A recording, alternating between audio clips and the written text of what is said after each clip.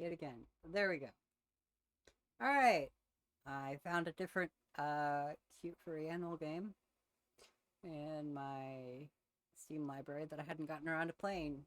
So, Beacon Pines. I think a friend of mine pointed me at it at some point, and I've just never gotten around to it.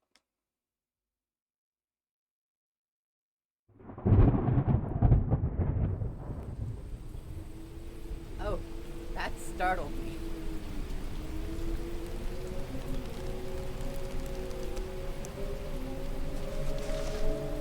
Dear reader,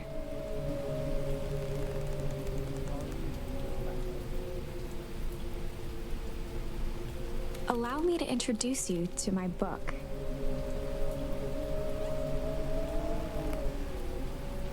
Though it might at first appear like many books you've come across, it is far from ordinary.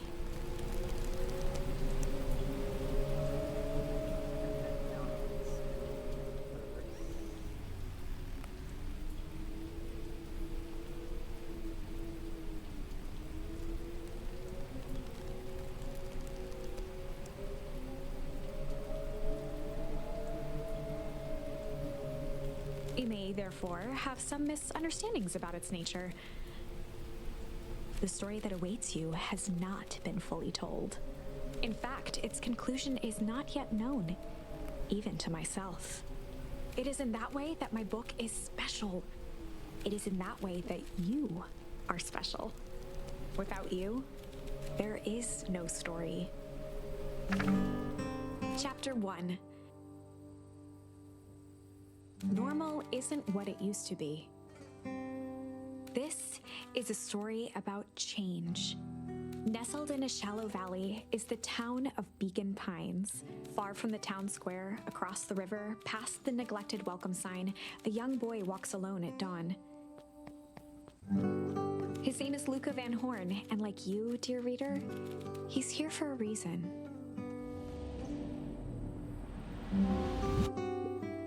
Pretty cute sentence.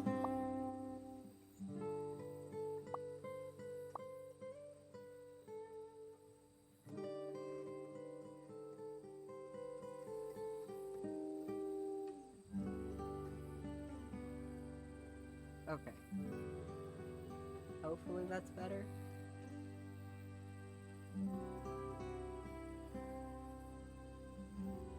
Oh, I like the sideways tree for the...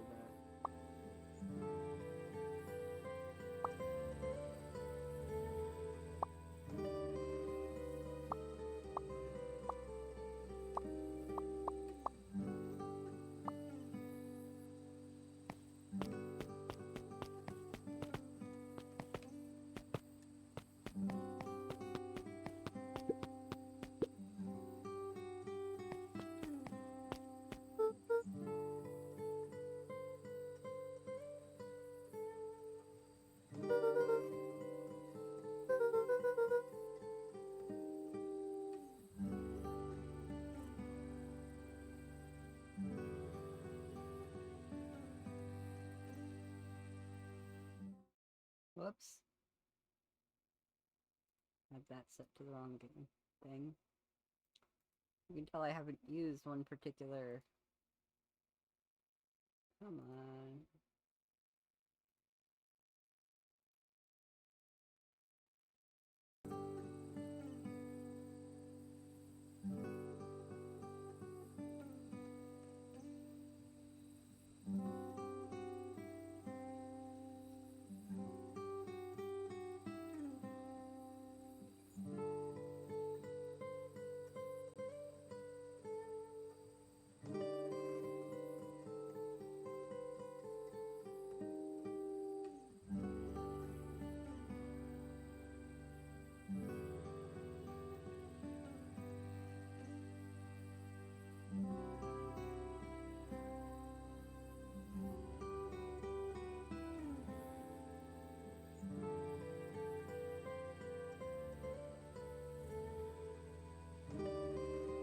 Definitely not how I thought I meant to do.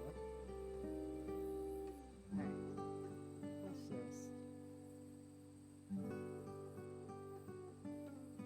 We'll throw myself up in that corner for the moment.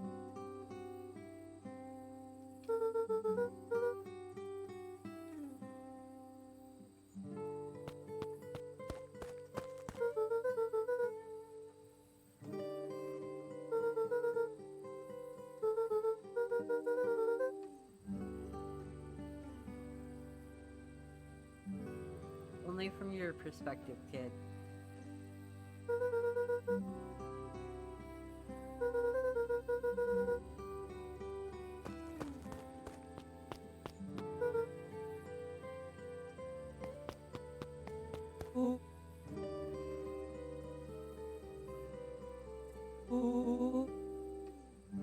Rollo was Luca's closest friend. He possessed many fine qualities, but subtlety was not one of them.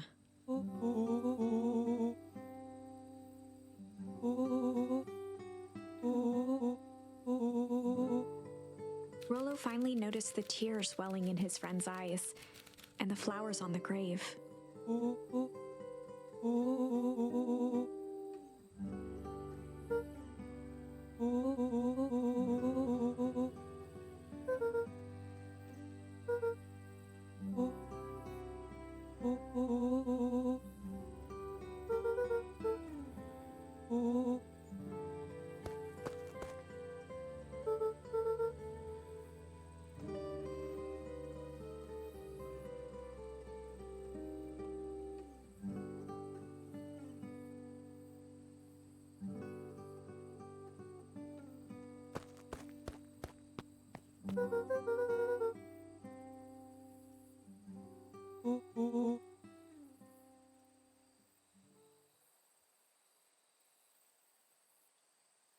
Somebody I knew was murdered about when I was that age.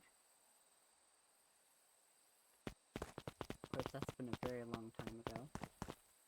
Oh, I'm going to run through. That was cute.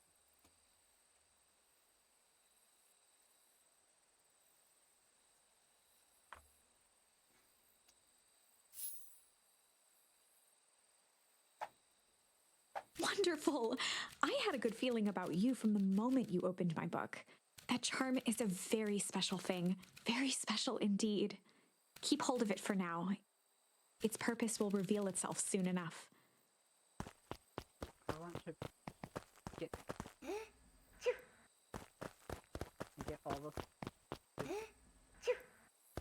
all the dandelion fluffs. No, I can't get them all over where they start to respawn.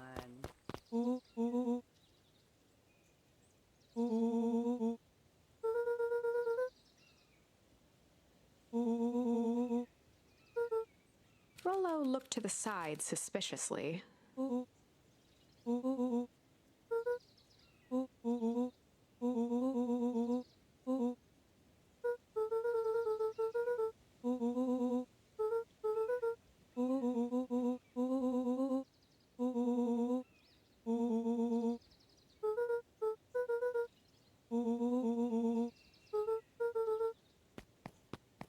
I know that feeling. I get wigged out by strangers, and yeah, it can take a while for somebody to stop being a stranger.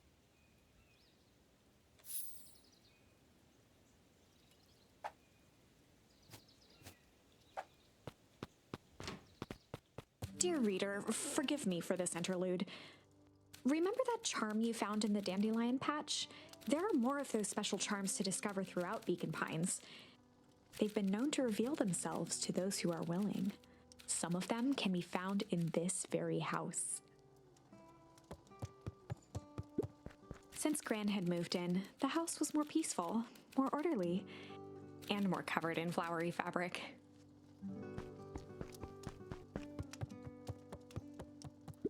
One of his father's old stethoscopes. Luca had spent countless hours listening to anything and everything with it. Not for years, though.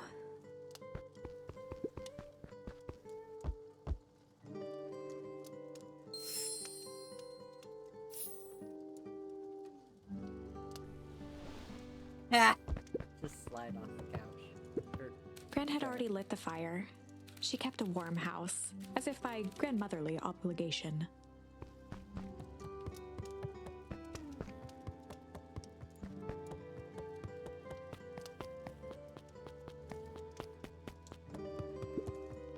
just some dusty knickknacks.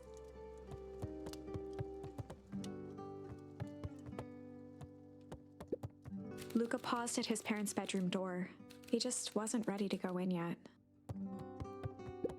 Gran had commandeered the upstairs closet when she moved in. Some things need shelter from a young boy's mischief, she said.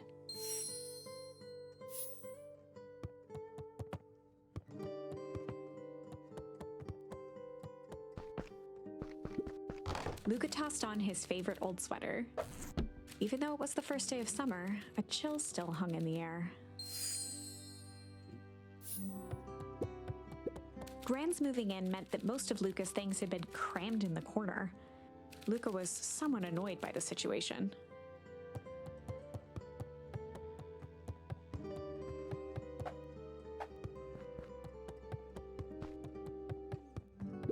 Gran's bed was undisturbed. Luca didn't mind that she had a habit of falling asleep in front of the fireplace. It meant that he could read late into the night.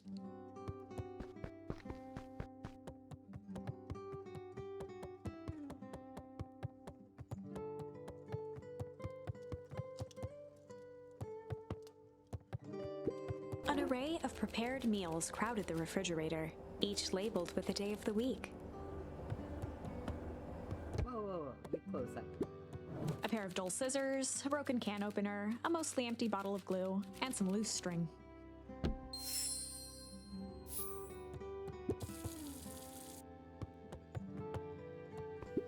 The only piece of furniture Gran had brought when she moved in was an old hutch.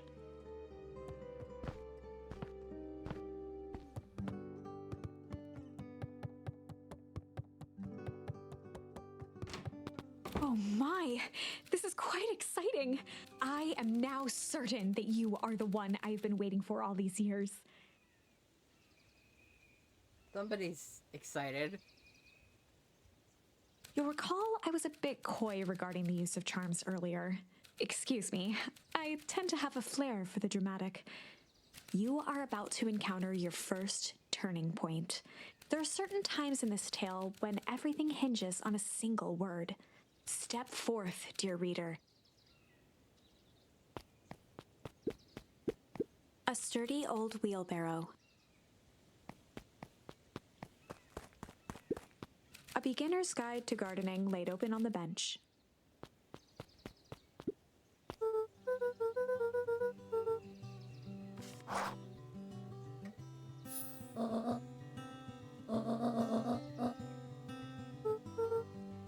The less Gran knew, the better for everyone involved.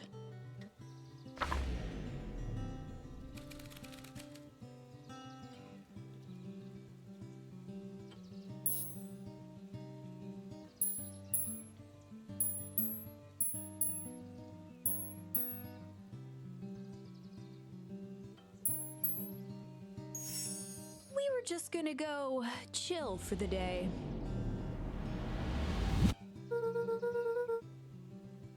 The best lies are built on truth.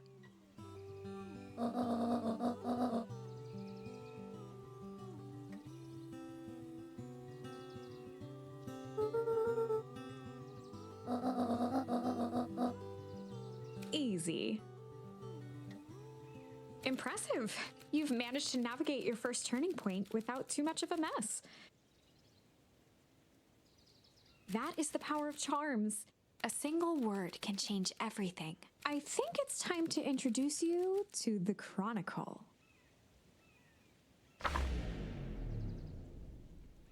The Chronicle is a record of the decisions you've made. You can see the turning point which has been revealed. At any time, you can use the Chronicle to go back and invoke different charms, creating new branches. Luckily for us, this is the one and only turning point where the charms won't dramatically alter fate. It's the perfect opportunity to experiment with rewriting things.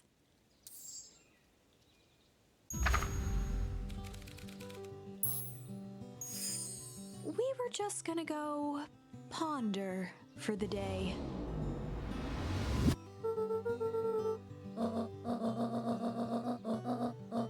This was Luca's chance to sell his alibi.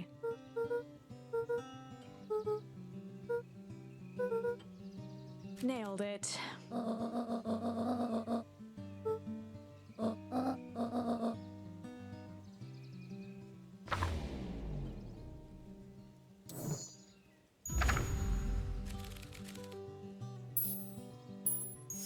I guess I could look We from were all. just gonna go hide for the day. Traditionally, when one is trying to hide something, they avoid literally using the word hide.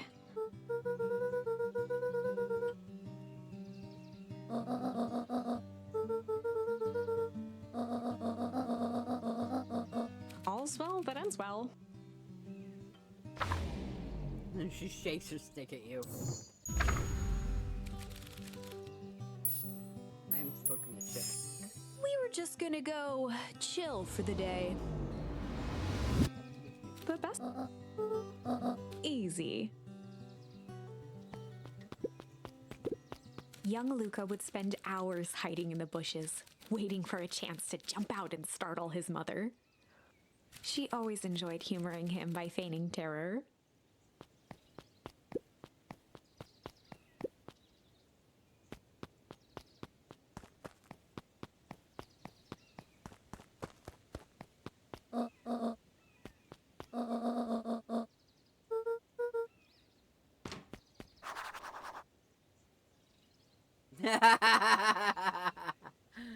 Nice.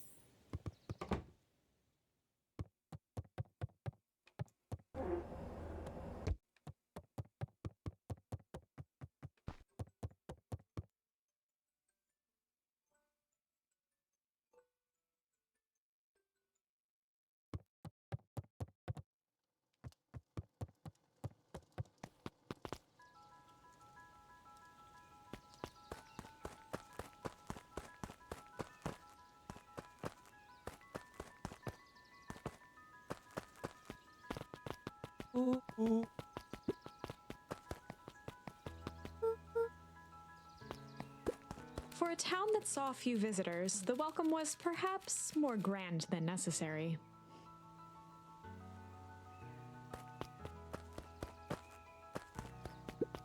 The road leading to Beacon Pines was long and uninspiring.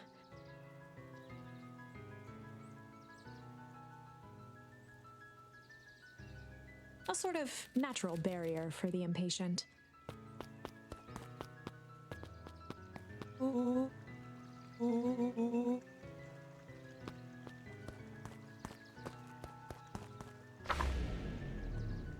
Chapter 2.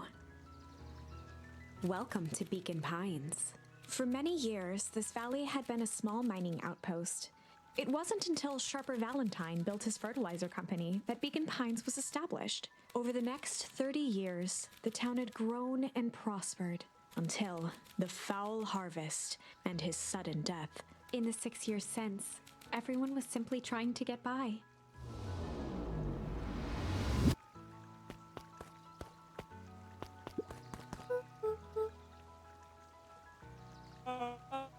William Kerr was the CEO of Perennial Harvest Company.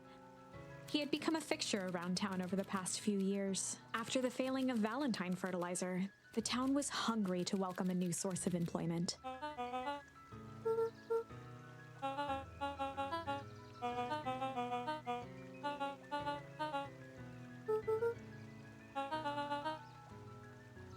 Gosh dang right it is. That's a hell of an eyebrow.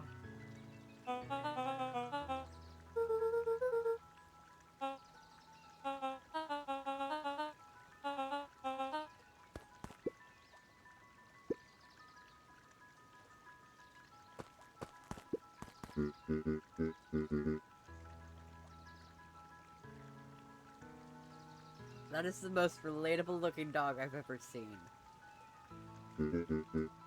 Mayor Augustus Valentine was not busy.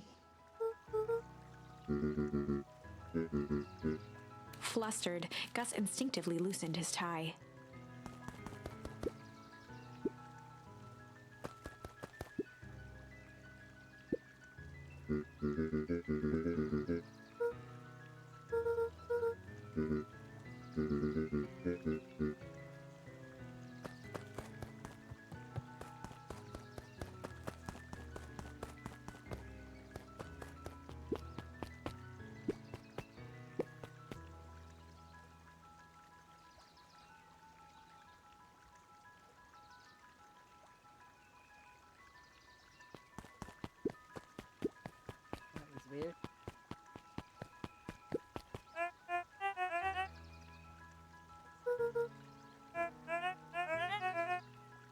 pulled a pen from the pocket of his sweater vest and began to frantically jot something down on a clipboard.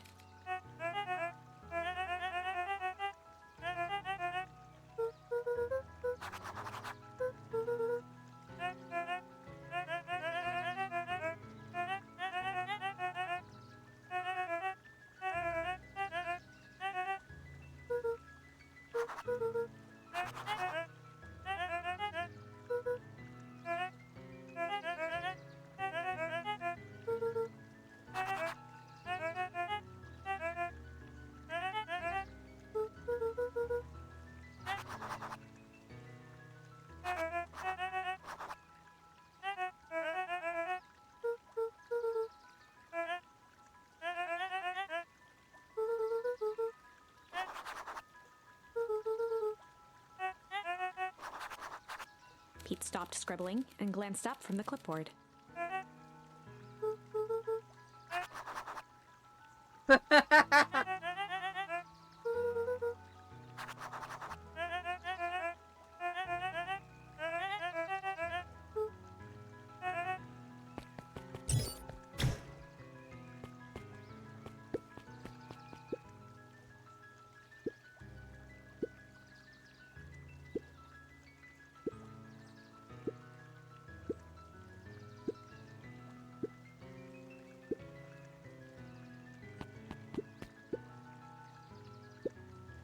Mr. Sinclair continued snoring and lifted one eyelid just enough to see who it was, a tactic he often used to avoid undesirable conversation. Meh.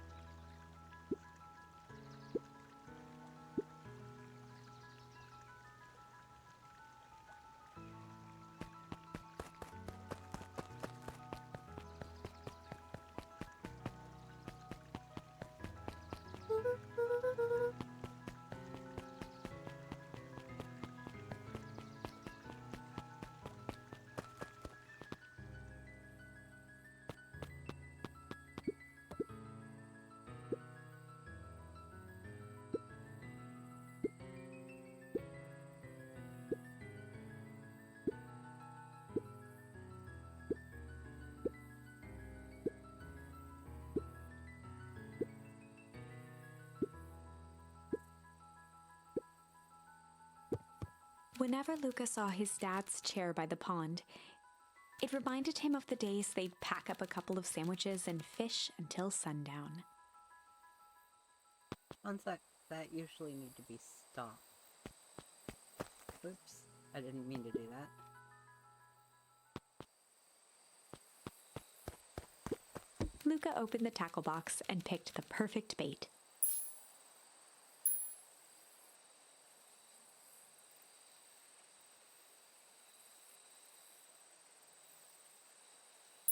Luca gently baited a feather onto the hook, good for skimming the surface.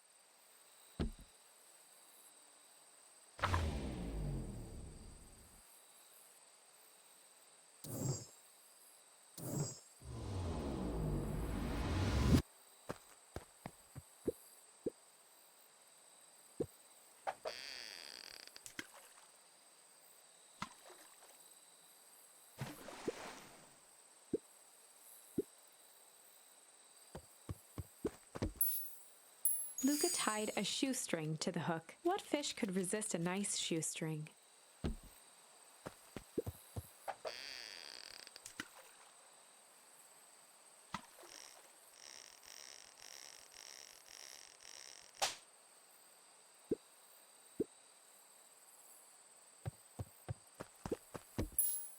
Luca gently baited a feather, good for skimming the surface.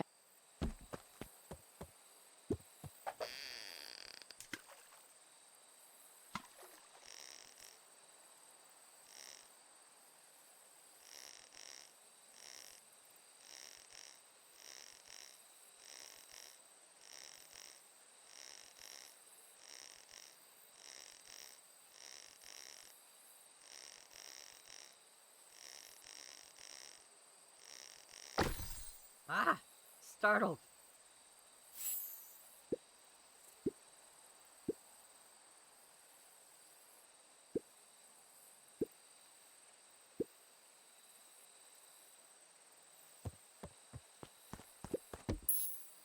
Luca tied a shoestring. What fish could resist it?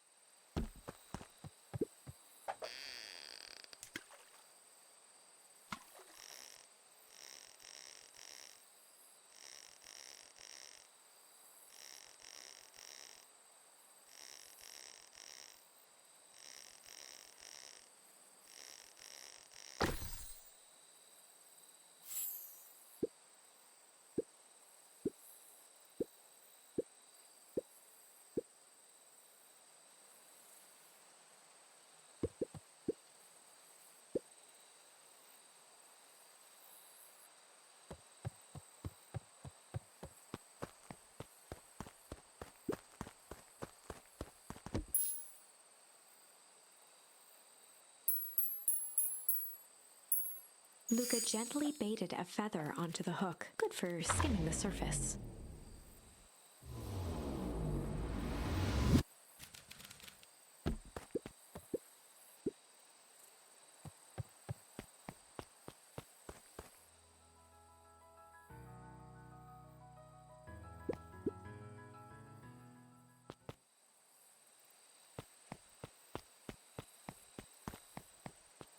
Okay, so this is probably something I'm to come back to.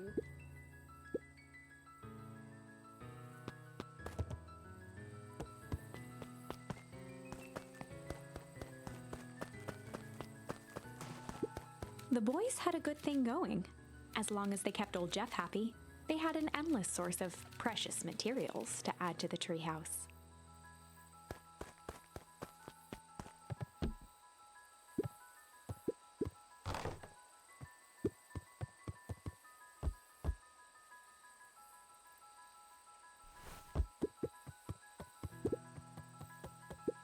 After Luca's father had passed, Rollo became obsessed with them building their own Hank atomic star scraper. It was some time before Luca realized it was Rollo's way of keeping him occupied.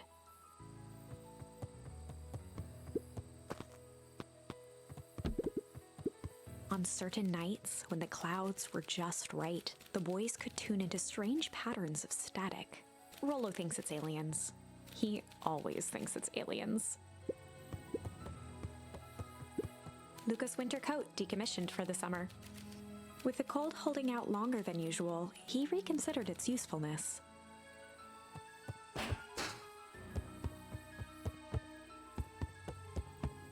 Luca looked up at the satellite dish. Rollo nearly killed himself putting that up into the tree. While it didn't turn the radio into an interstellar communicator, as he'd hoped, it did at least boost the signal enough to overhear truckers one town over.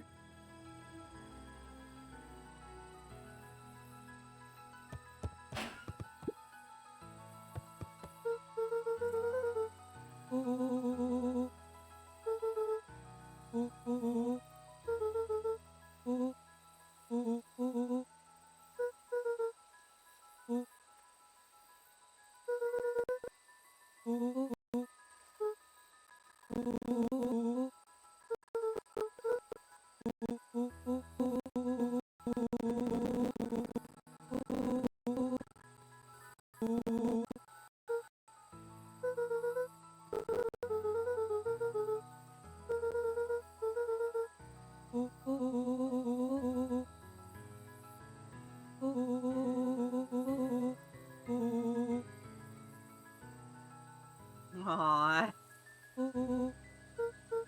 That's cute.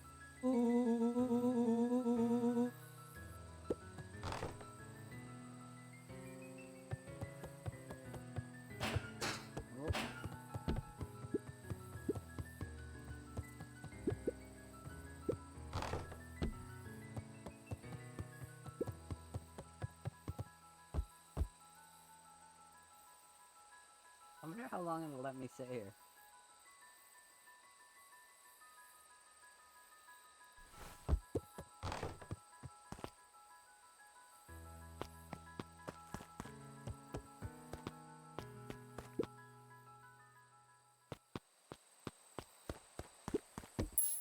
Ha. Luca tied a small magnet to the fishing with the law of attraction.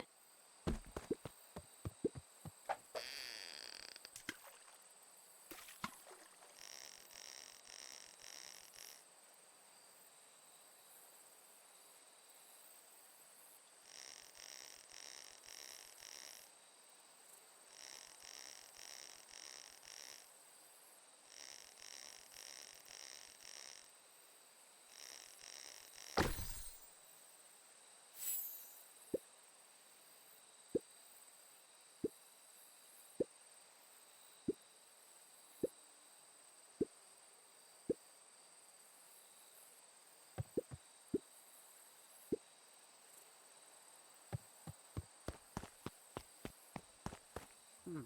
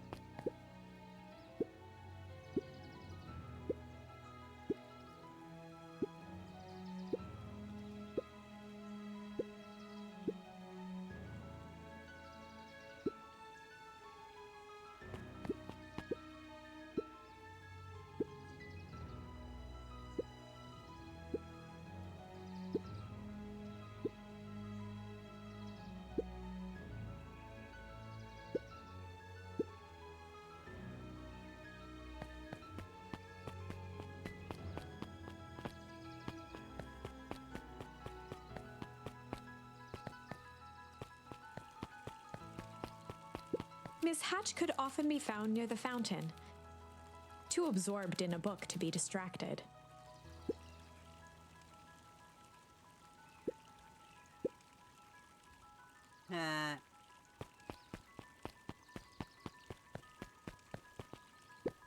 Holden Wilder ran the local paper of record, the Beacon Beacon. Nice.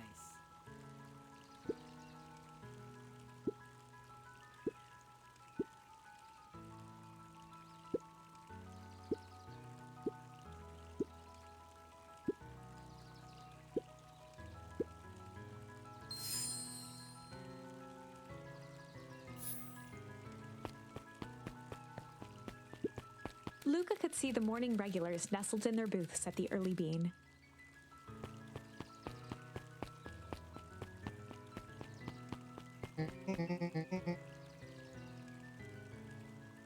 She looks kind of like Rolo.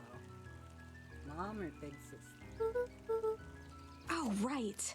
Rendezvous with Roxy. This is an important turning point. The first time where your charms will change the course of fate. And currently, we only have one suitable charm at our disposal. Have no fear, we can always return later using the Chronicle once we find more charms. Well, now I'm just rambling. Where were we?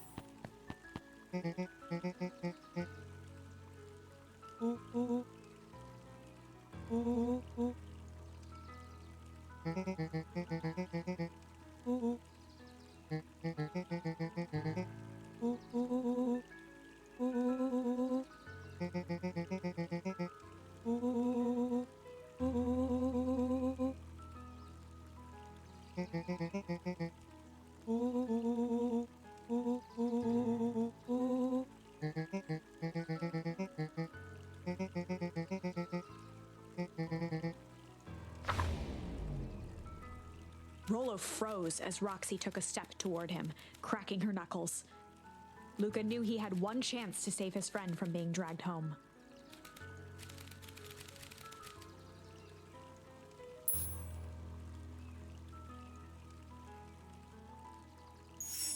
In the past, he found the best way to deal with an enraged Roxy was to be a little chill.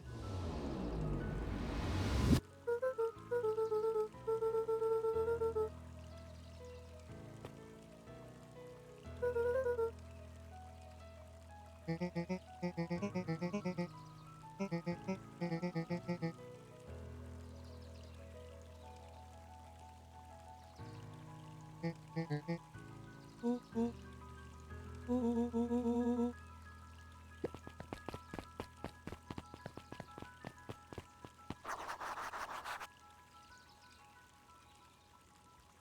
that sounds like it's going to make a very big difference in the story.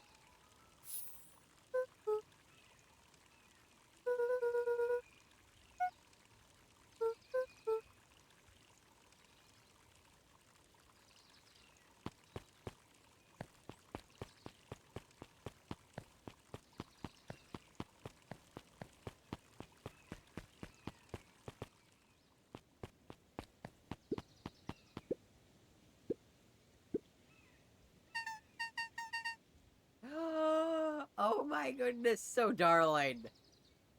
Dawn had dreams of becoming a big-time reporter. At night, she searched for the story that could be her big break. By day, she hawked papers at the newsstand.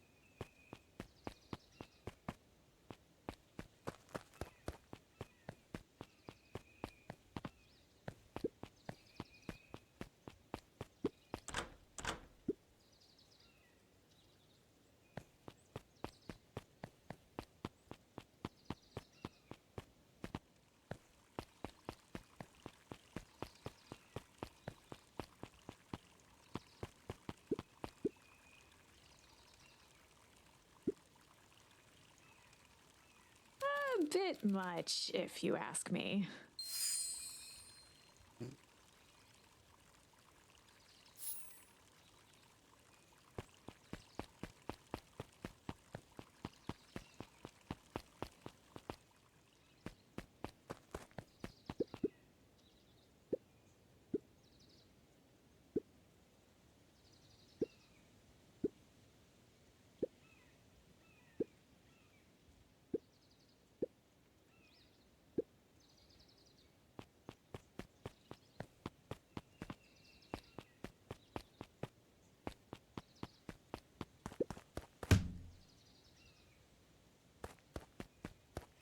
Oh, that sounds like a way to get in trouble.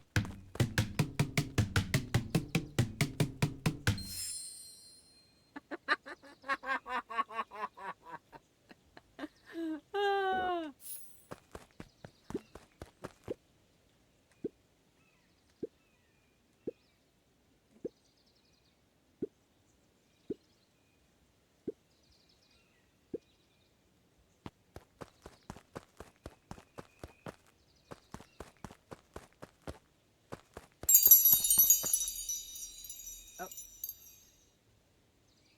Hello? Thank you for the follow.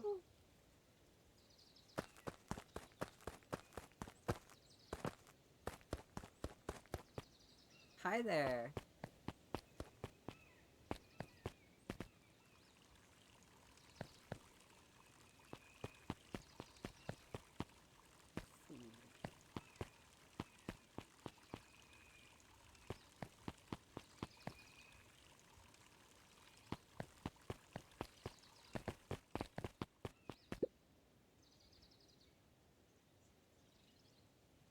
Nun Creed's drugstore.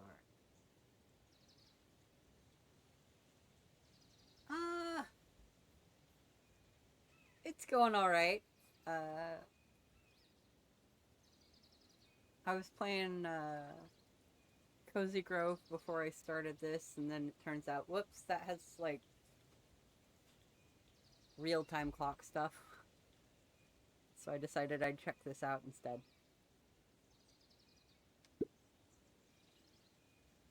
How's your night going? Jeff's hardware closed down about a year ago. The effects of the foul harvest stretched wide. When there are no crops in the field, tractors don't need fixing.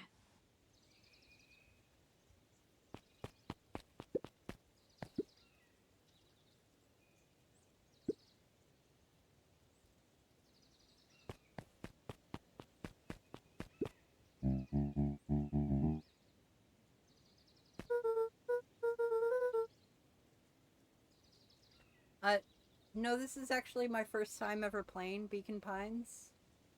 I think I've streamed Palia more than anything else.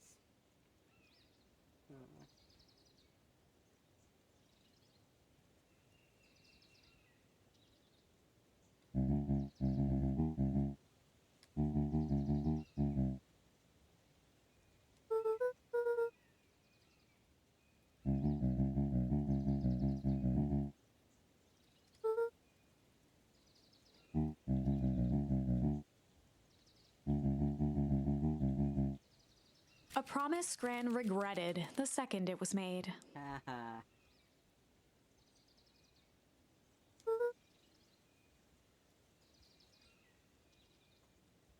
I like the snark from the narrator.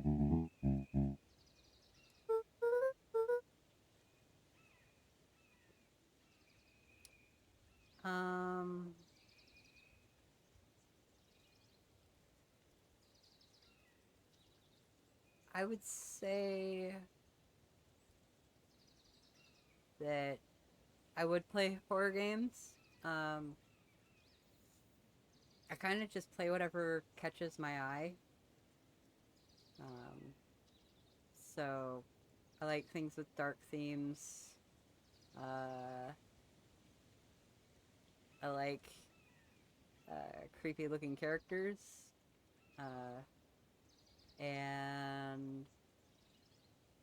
And I like things with lots of eyes.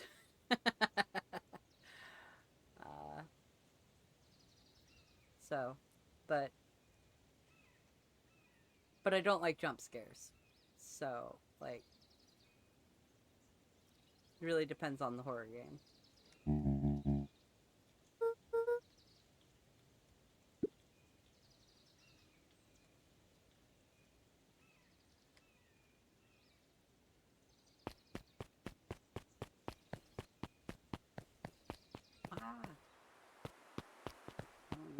The phone booth was brand new, part of Perennial Harvest's Beacon Pines Reborn initiative. It didn't see much use.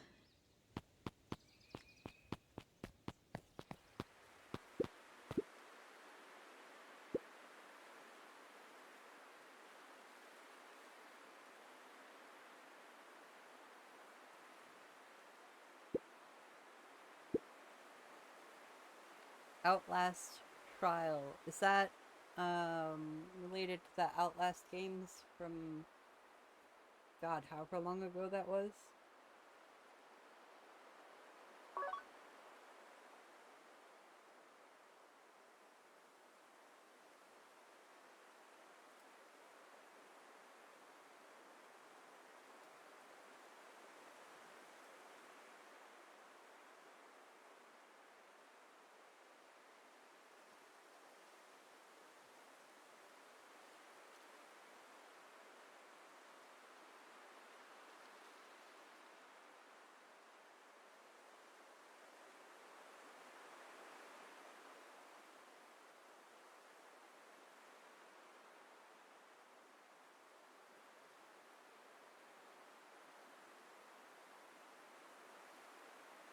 Sorry, I was thinking.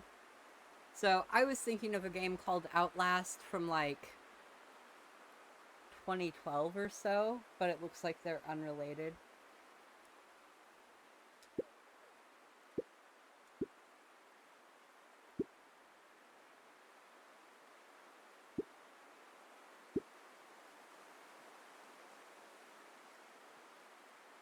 Oh, no, maybe it is related to the other games. Oh, yeah, it's a prequel to Outlast from 2013. Okay. Um, do I like art? I would guess I guess you could say I like art. I don't do a whole lot of art anymore, but I did my avatar myself. Whether it kind of shows that it's the avatar of somebody who doesn't do a whole lot of art anymore.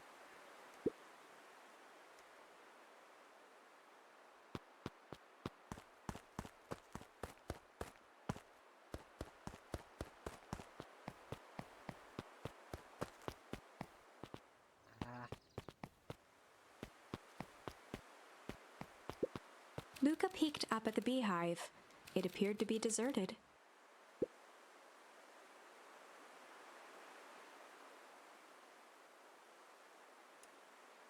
I am not in the budget. I have 0 budget. I'm not looking to do any commissions right now.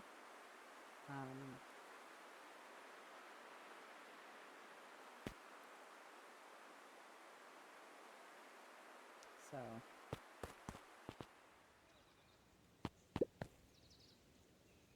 After the foul harvest destroyed their wealth and reputation, the Valentines shuttered off their estate from the rest of town.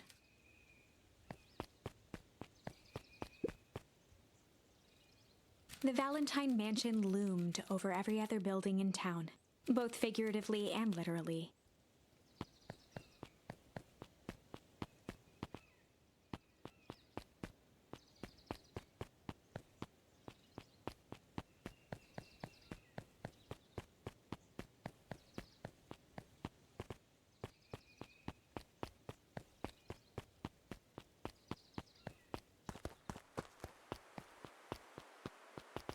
The path led into a small hollow at the edge of Weepwood.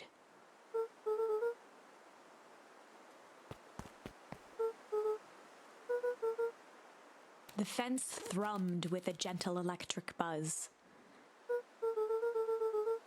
Luca often asked himself what Rollo would do, so that he could rule out that option.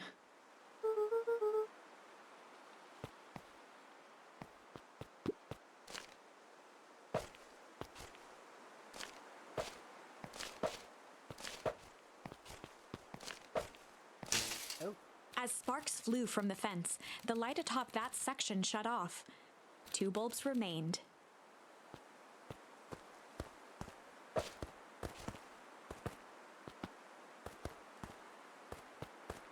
What happens if I touch it? It won't let me.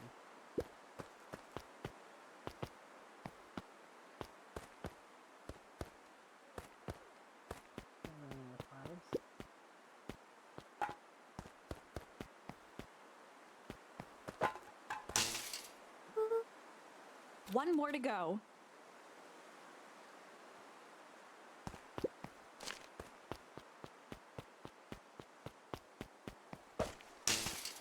The fence's buzzing gave way to Oops.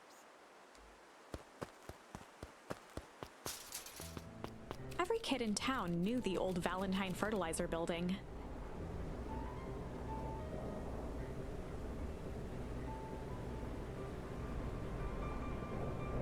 Long abandoned, the warehouse once served as the industrial heart of Beacon Pines.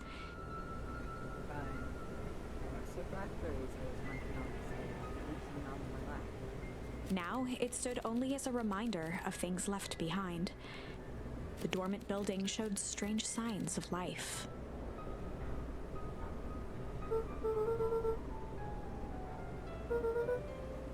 There was only one way to find out. This looks like a toxic waste situation.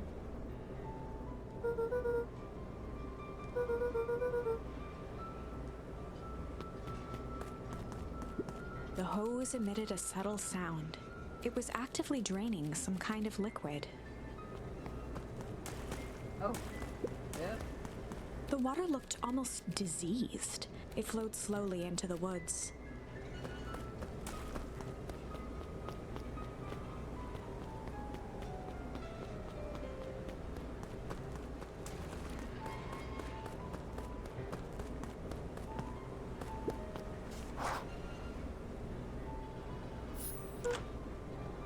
Luca thought he heard faint sounds coming from the other side of the door.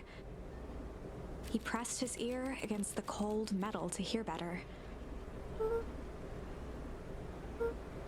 The sound of footsteps grew louder.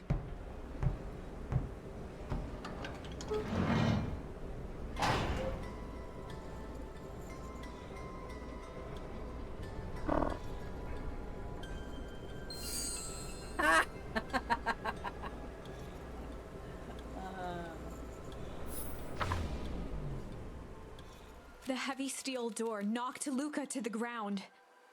Disoriented, he looked up to see an imposing figure silhouetted in a green glow. Ooh, I dig the music. It lunged toward him. He tried to scramble away, but felt a gloved hand latch onto his ankle.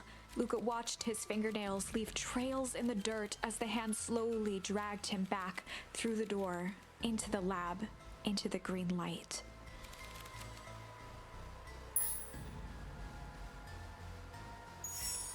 This is a story about change. It was far from the sort of change Luca imagined for himself.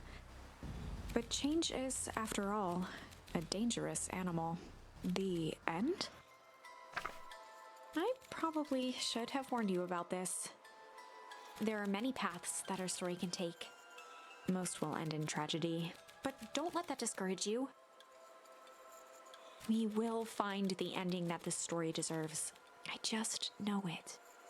From here on out, a charm will have a check mark when it's been used to its full potential at a given turning point. Now, let's try something different.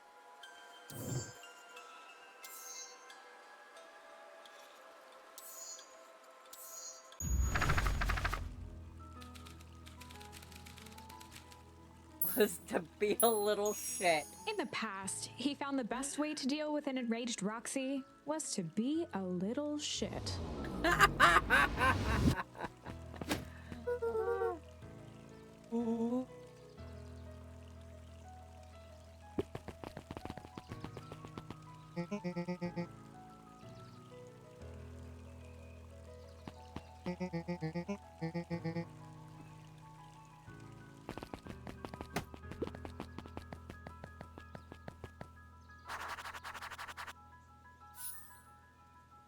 Well, that's a hell of a change. Solomon Valentine, current ward of and future successor to the Valentine fortune, huffed as he brushed off his pants.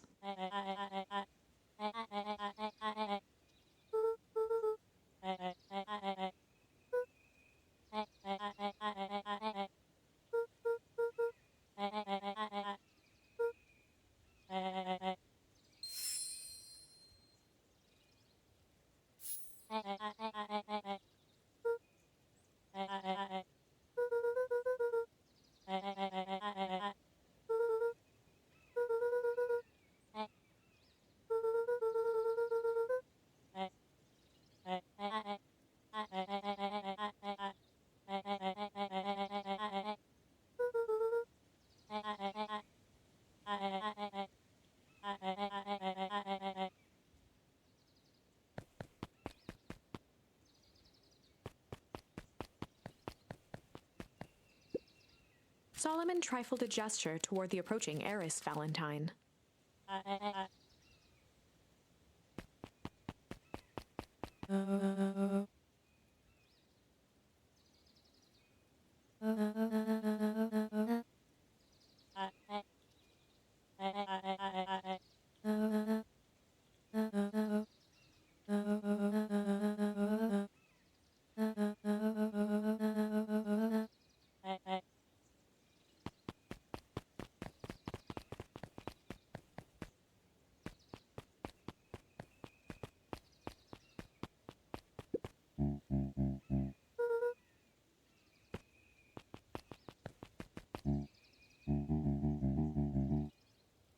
The hell does that mean?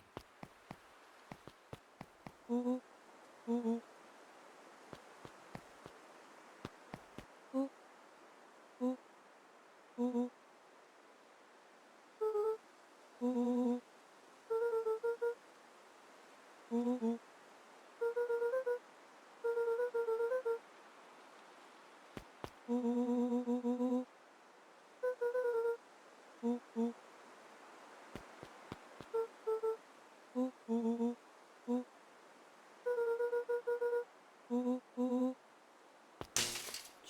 kid. Whew. As somebody who's been hit by a hot fence before, youch!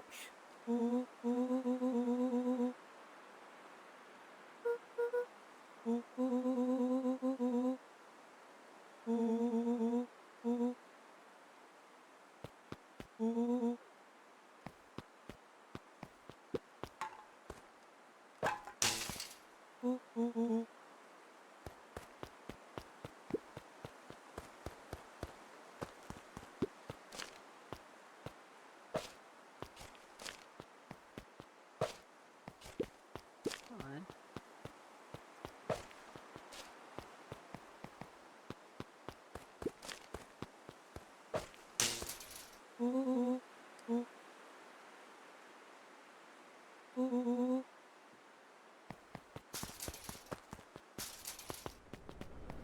As the glowing windows of the old warehouse came into view, Rollo began to bounce excitedly.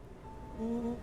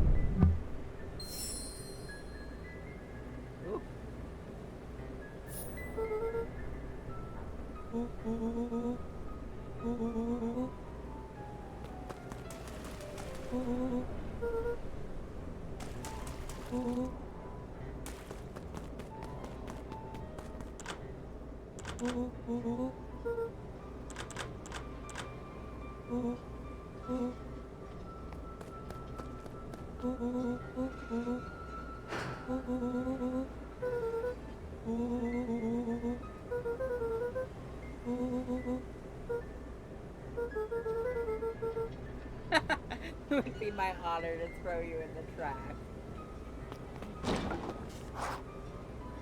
Ah.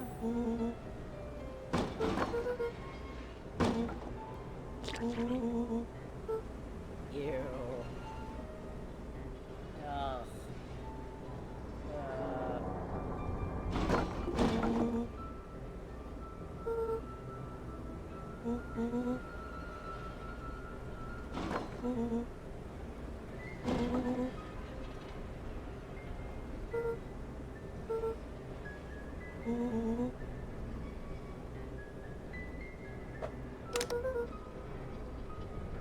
Oh, those look sketchy as hell.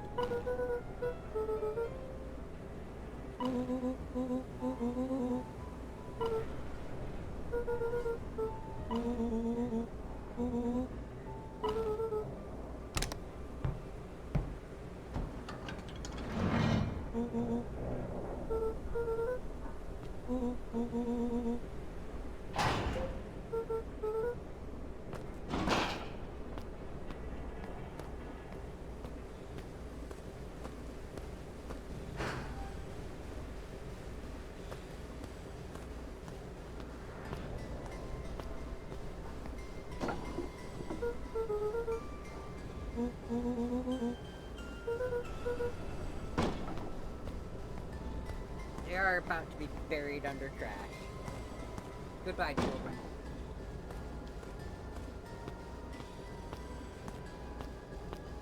The boy sat petrified under the weight of the bag.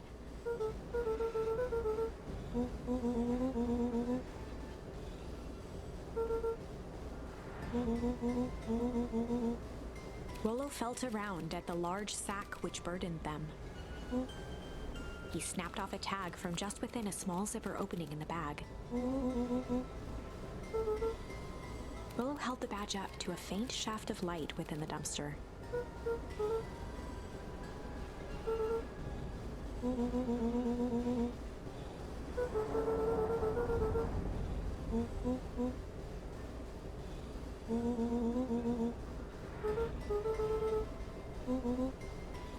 Oh, that kid is panicking.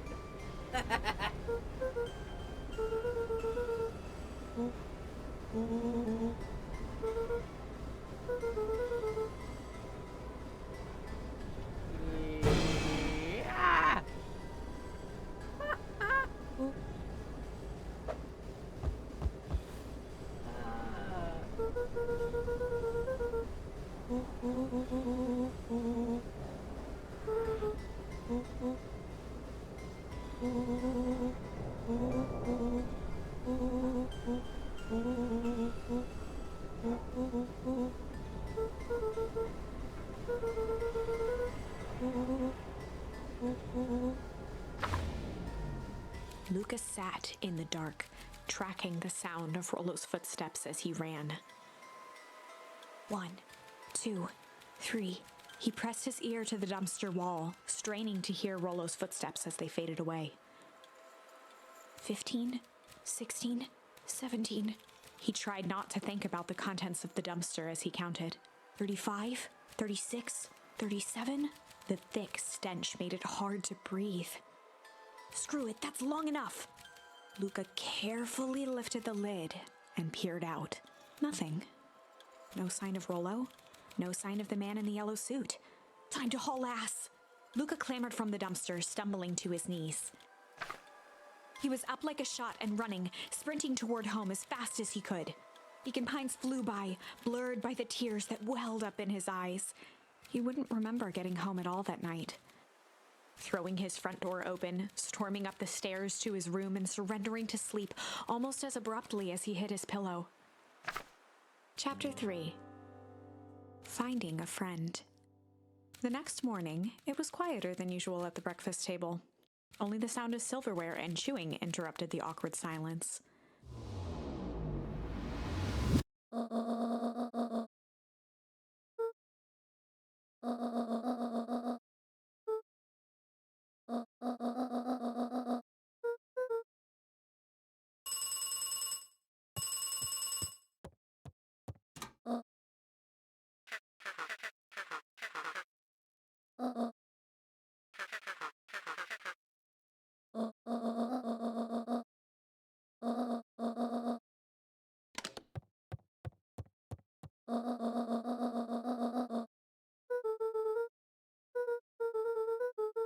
Gran's brow furrowed. She let out a long sigh. Her voice was quiet and even.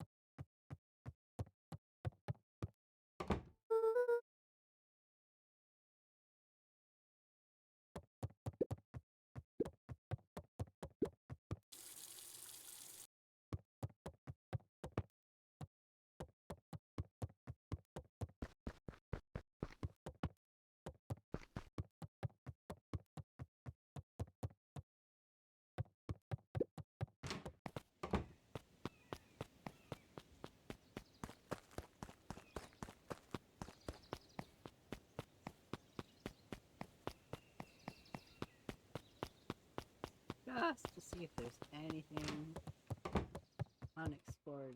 A faint electronic sound floated in the air.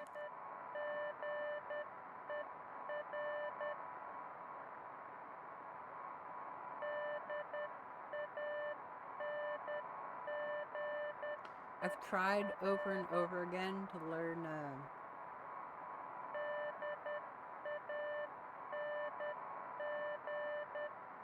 Morse code and just failed repeatedly. I can remember SOS and that's about it.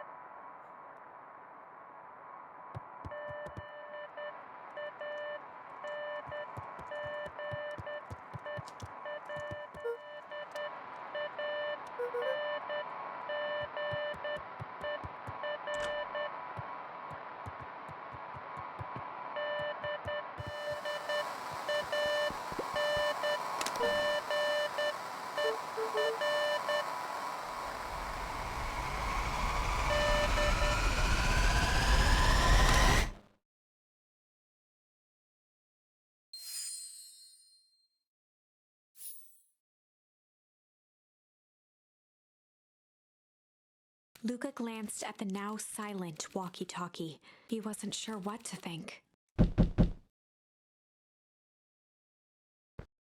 Luca glanced at the now. He wasn't sure what.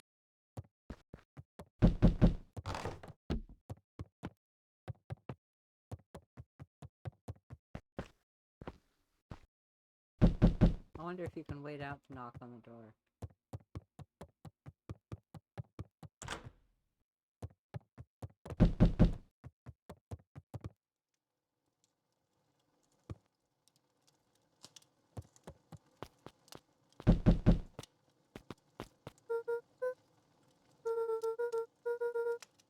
A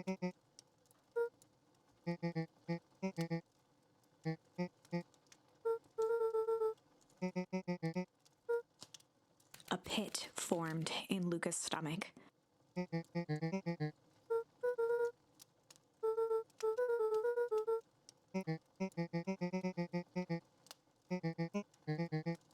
Luca's mouth felt dry.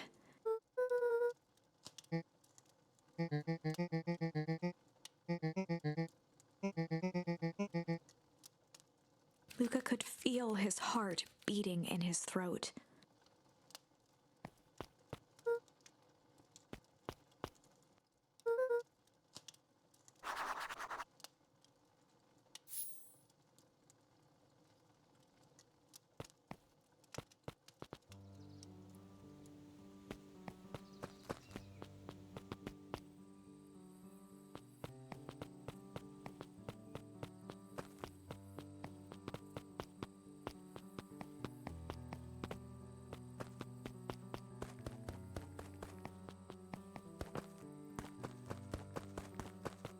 I figured it out.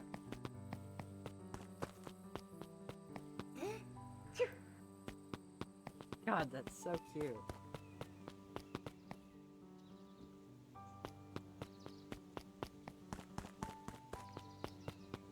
That's not...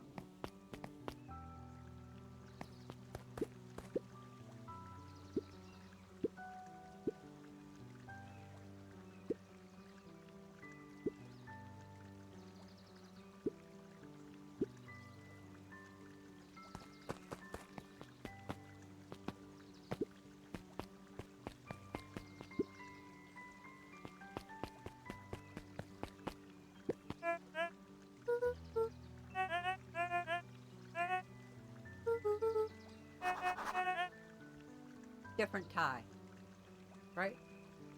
He had a necktie instead of a ribbon tie, didn't he? God. I can't tell them apart either.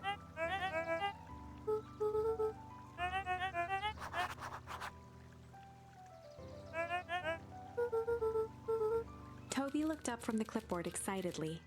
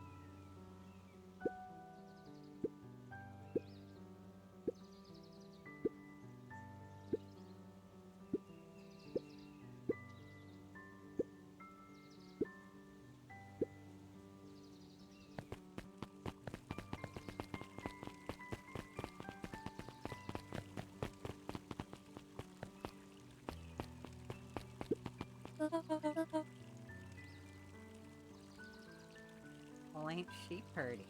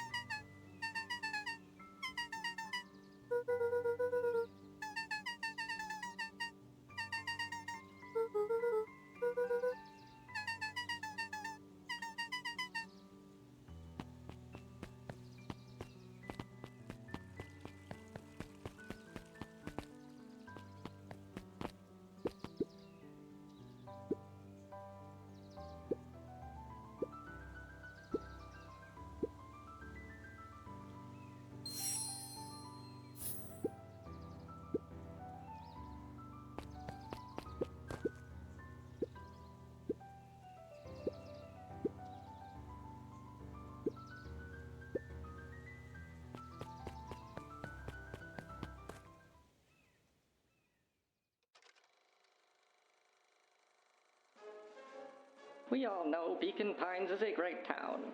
What you may not know is great towns grow from mighty roots. And that is why you cannot tell the story of Beacon Pines without telling the story of one Sharper Valentine. Young Sharper's keen intellect and strong moral fiber led to a grand vision. A vision of a community dedicated to a better tomorrow. In his own words, a better tomorrow is within our grasp, but it requires a singular mind to harness it.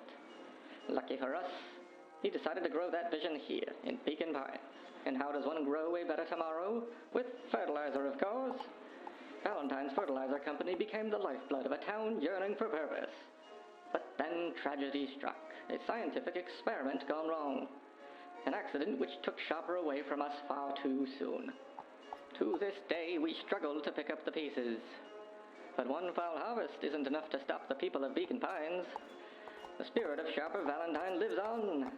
It lives in the hearts of everyone with a dream for a better tomorrow. Together, we will follow his example and grow a bountiful future. Paid for by the Valentine family and the Valentine Fertilizer Company Remembrance Fund.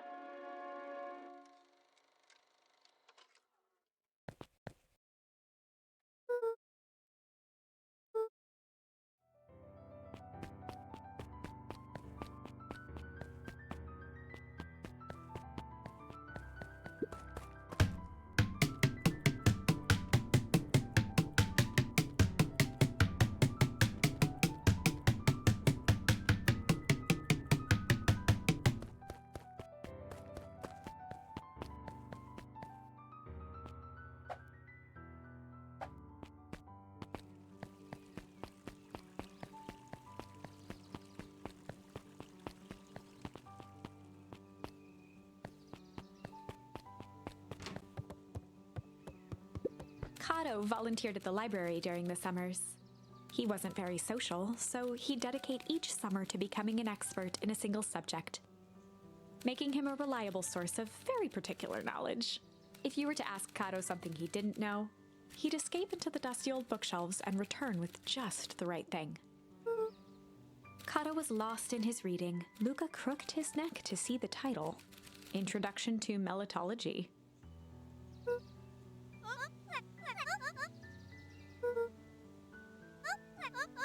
He gestured to the shelves.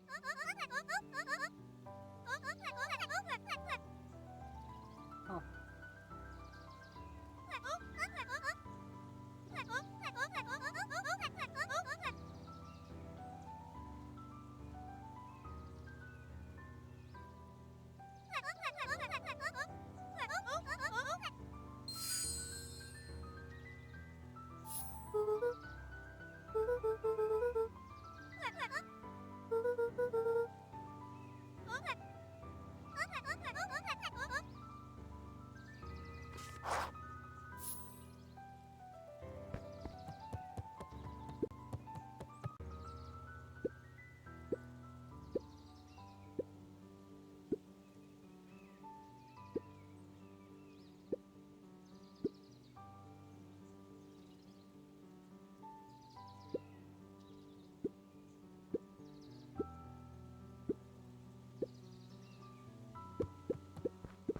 The bottom corner shelf was a dusty array of thick science books.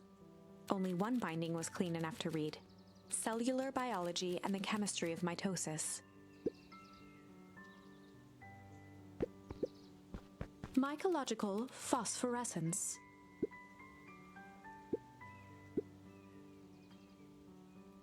A complete loss of interest. Nice. The entire top level of the library was devoted to comics, most of which were Hank Atomic and the myriad of lesser revered spin-offs. Okay, but why? That's a lot of comic space for a library. Oh, the cobs I've eaten. A salad-centric travel guide for the mildly adventurous. Sally Seashore's Simple Succulent Sundries. Luca brushed off a smudge of dust. Or maybe it was flour. 30 recipes so easy you'll doubt it's even edible.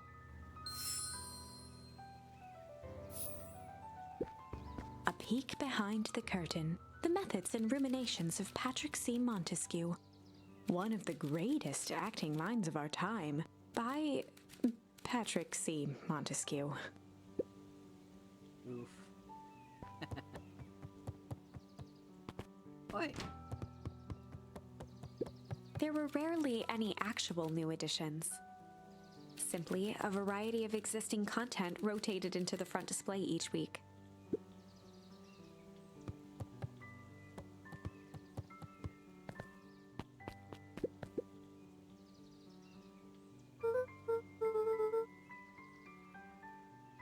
Oh, who's this darling child?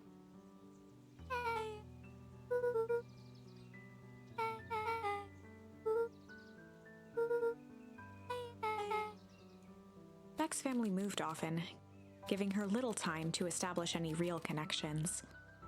She would tell you she prefers it that way.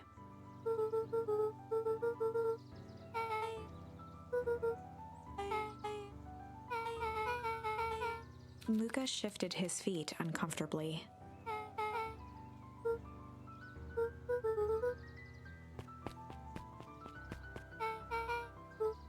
Beck pulled a coin from her pocket.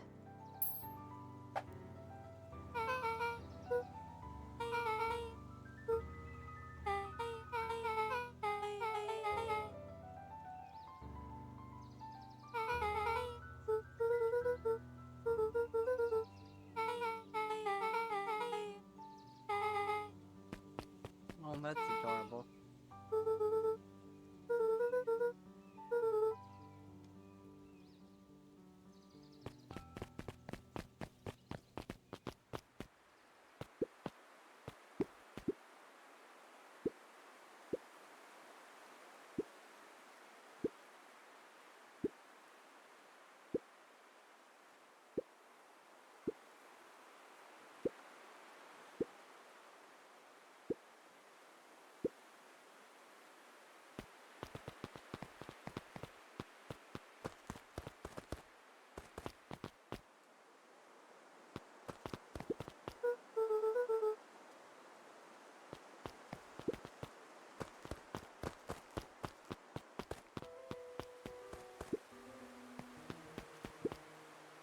Luca felt a chill as he approached Beck. Her eyes were locked on the strange green liquid. The nearby grass was coated in a fine layer of frost.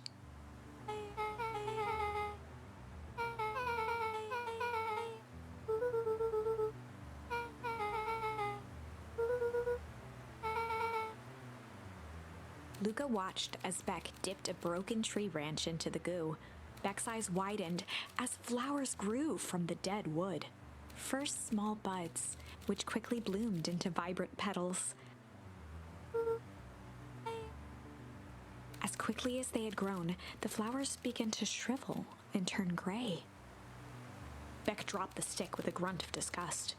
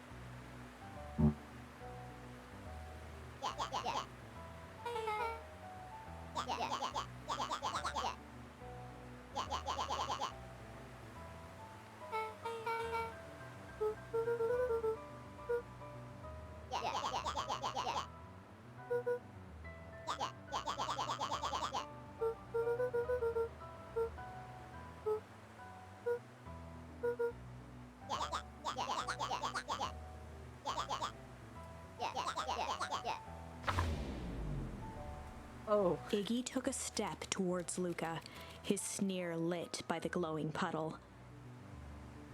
Beck could see tears welling in Luca's eyes, his fists clenched. Some things about Beacon Pines were very different from the city, but a bully from a hayseed town is really no different from a city bully. Beck took a deep breath and thought.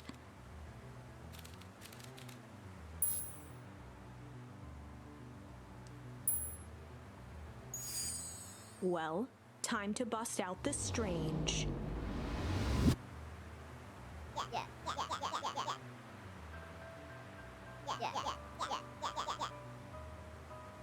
Beck stared in silence, the only sign of life being the twitch of an eye.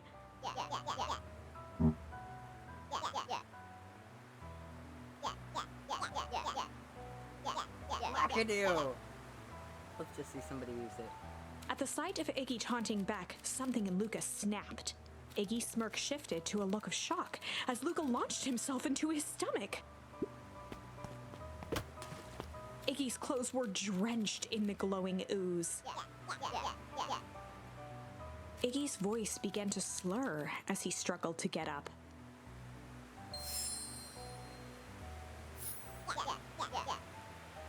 Oh, yikes. Oh, yikes.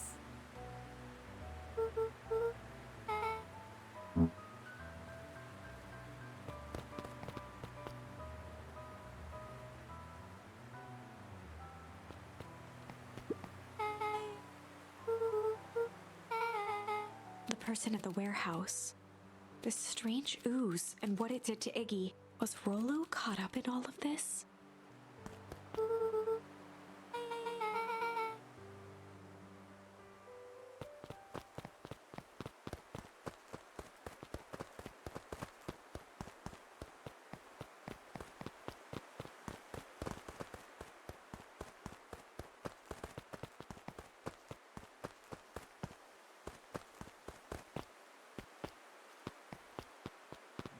There's a jump button, but like nothing to jump.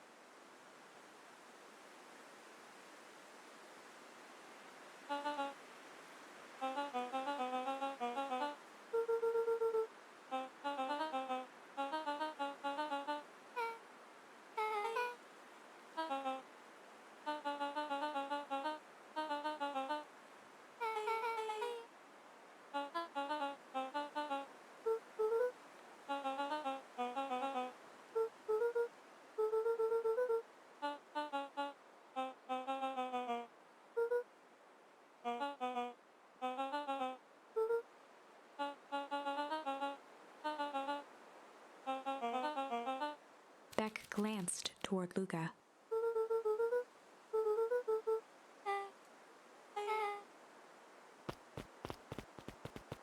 I have doubts. Rollo was safe. A wave of relief washed over Luca, which was quickly replaced by a sense of dread. Gran is going to kill me. If he hurried, he might just make it home before sundown. Chapter 4. Our harvest awaits. Luca took a deep breath and gingerly opened the door, steeling himself for Gran's wrath.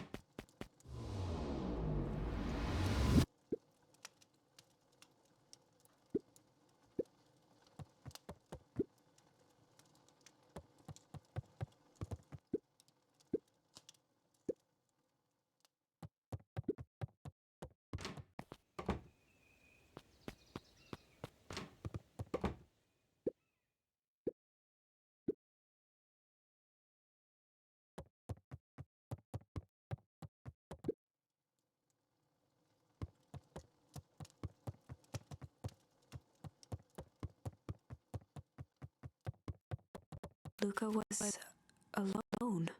The house was empty.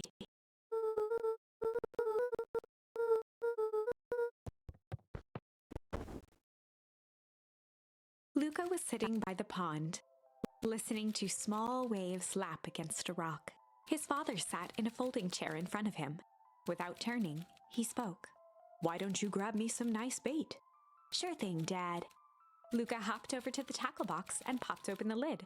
Inside was a rolling, buzzing mass. "We're fishing with bees?" Luca's father gave a warm chuckle. "Well, you catch more fish with bees than honey. Pick us out a good one." Luca closed his eyes and plucked out a bee.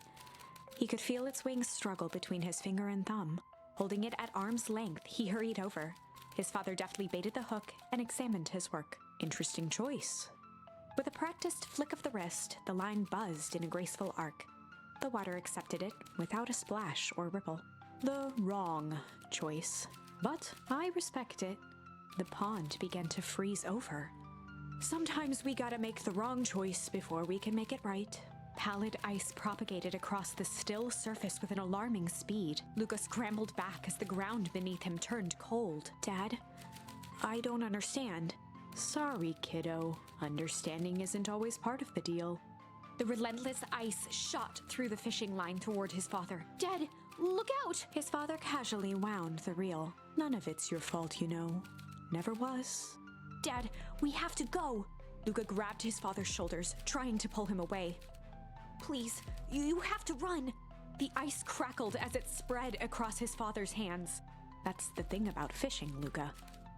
His chest began to crystallize. You toss your hook in, and you never know what you're gonna pull out. A shock of searing cold ran up Luca's arms. He gave one last dip. The chair tipped backwards in a single frozen mass. Luca tried to stop the momentum, but it was too late. He watched the icy form of his father slam into the hard ground, shattering into 1,000 pieces that crowded around his feet. Dad, I don't understand. What does all this mean? The gentle rustle of leaves was the only reply. Well, that's a hell of a nightmare. Luca's eyes struggled to focus on the walkie-talkie.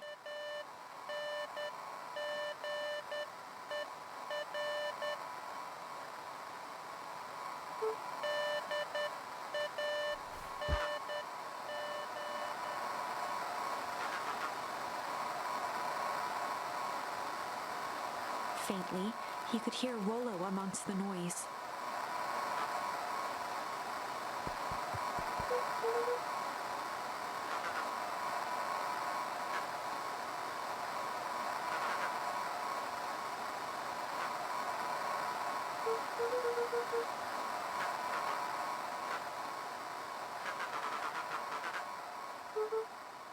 Rollo's voice was coming through more clearly now, but some words were still just static.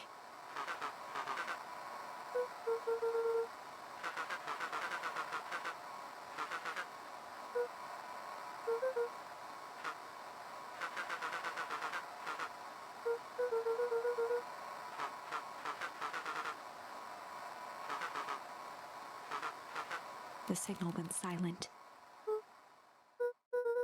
Luca held still, waiting for a response, his pounding heartbeat marking the passage of time. Rollo's voice began to fade.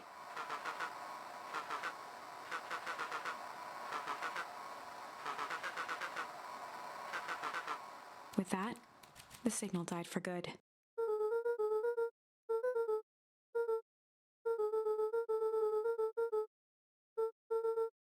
Luca grabbed the walkie-talkie and sprinted to the treehouse.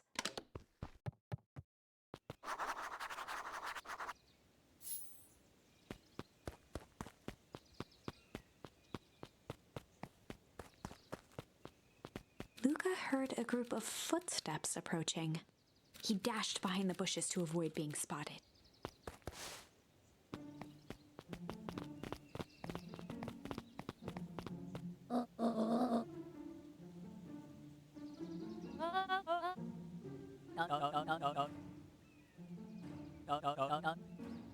Mr. Tolliver paused, shifting his eyes to one side.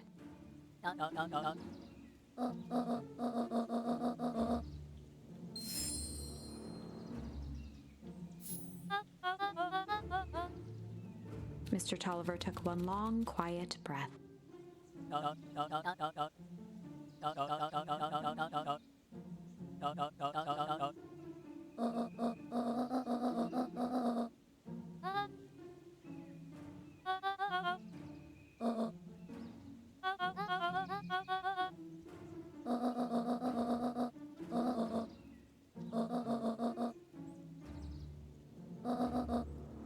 The three shared a determined look.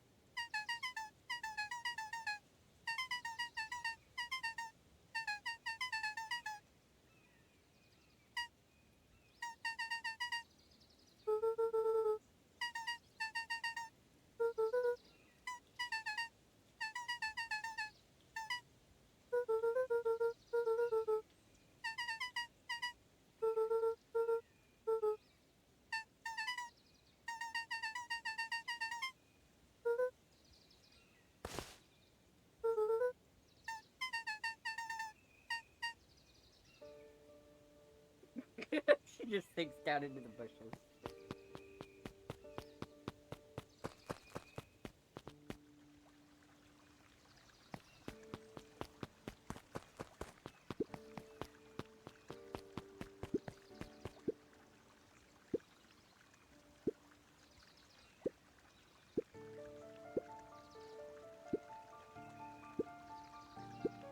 The two boys shared a mischievous grin.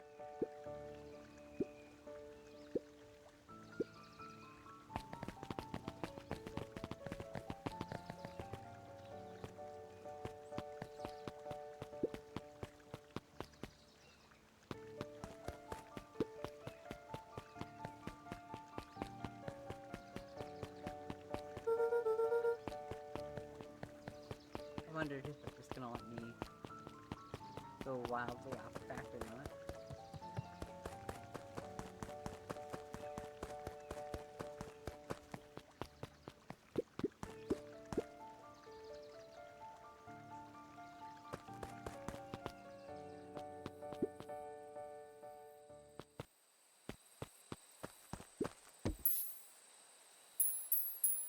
Luca stuck a toy stretchy hand onto the hook. Those things always get dirty anyway.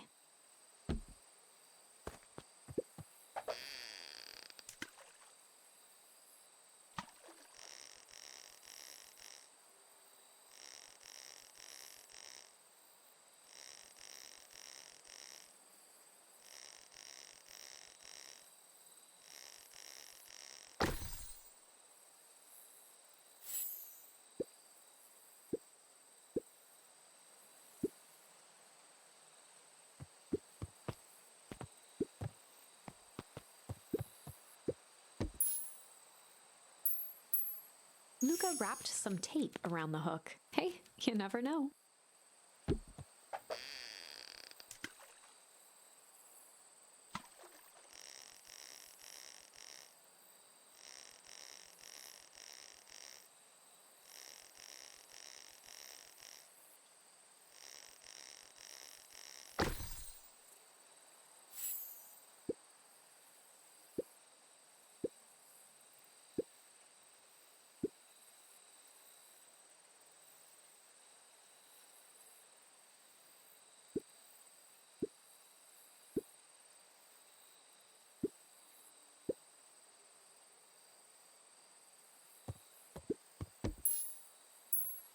Luca placed a sinker on the line. Sometimes the best stuff is at the bottom of the pond.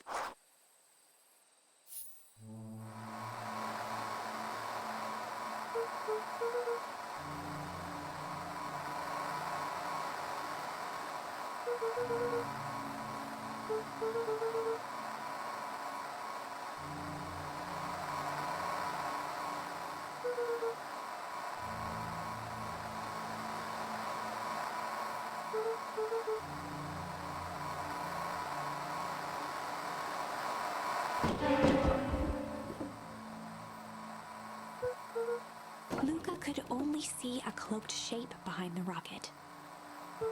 Yeah, I saw that there was something different there. It was the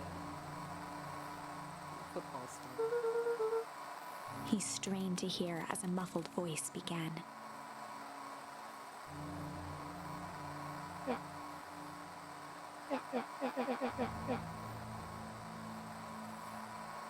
Fear gripped Luca's throat.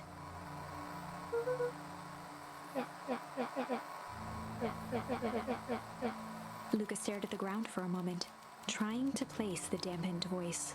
The figure shifted slowly from behind the rocket, revealing itself to Luca.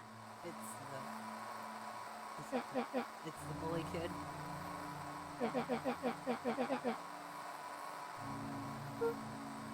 Luca reached over empathetically. Iggy's tone jolted to dejected anger.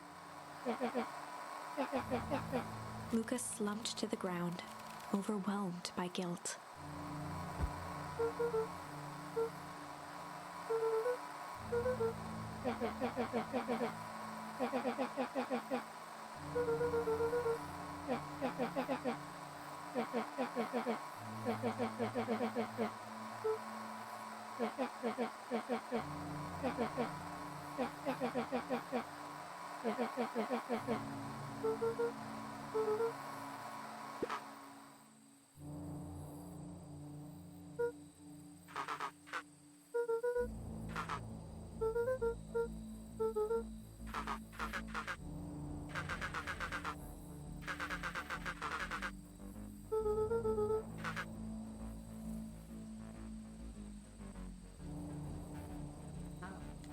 Damn it all, why's the game quit responding? Oh, cat laid down on my keyboard.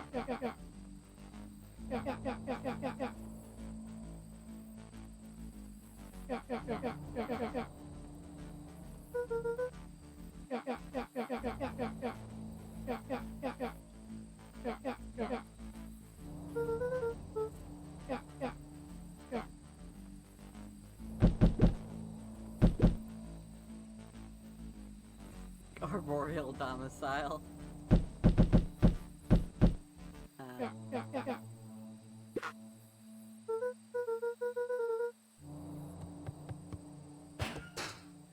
That's a whole bunch of...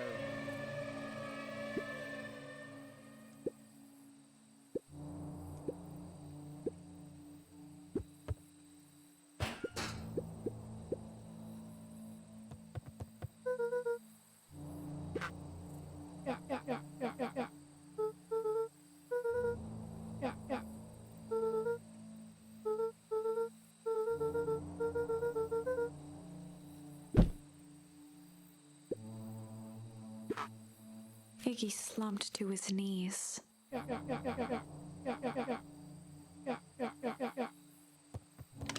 Luca grabbed the walkie-talkie and headed for the window. Luca and Iggy climbed up the back of the treehouse to its roof, where Rollo had constructed his MCDC, the Mission Control Defense Cannon. From behind the crowd of clipboards, William Kerr strode forward, a warm smile on his face. What the fuck is going on?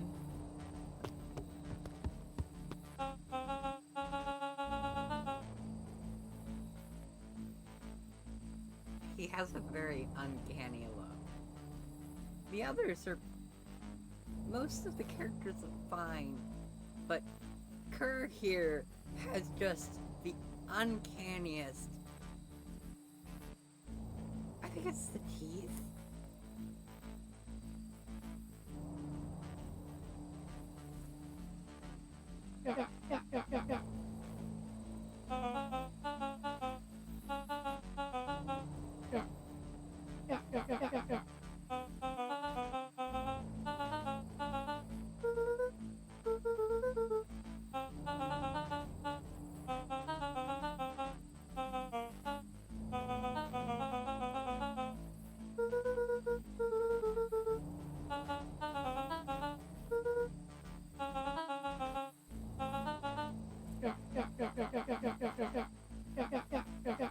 Kerr's smile faltered. Now that face looks fine, but the smile is creepy as fuck.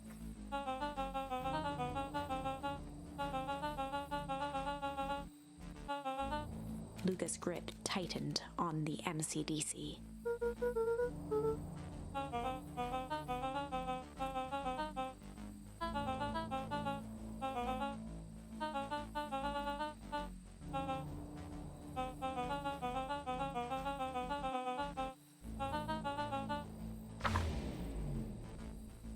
Luca's mind raced. He was caught in a trap. What do you do when there's no hope? He wiped his cheeks with a sleeve. What are you gonna do, Luca?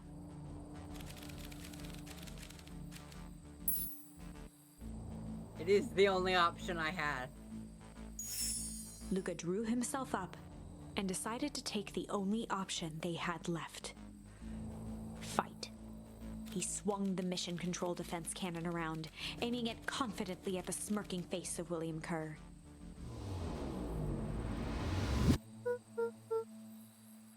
Luca summoned his most insolent demeanor.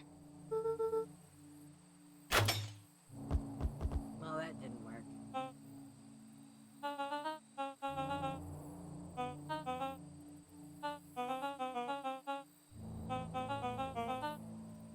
Kerr turned his back on the two boys.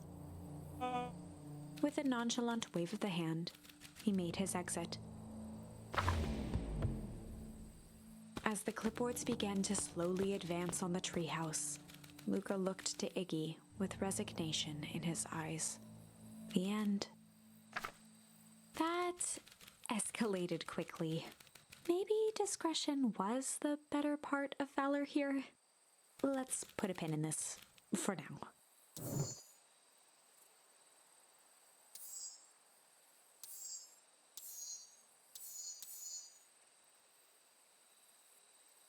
Ooh.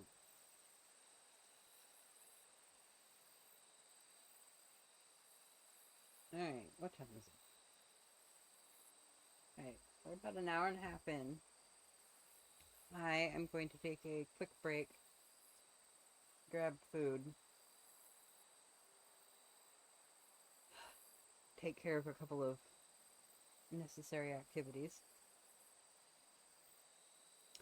and be back in just a couple of minutes.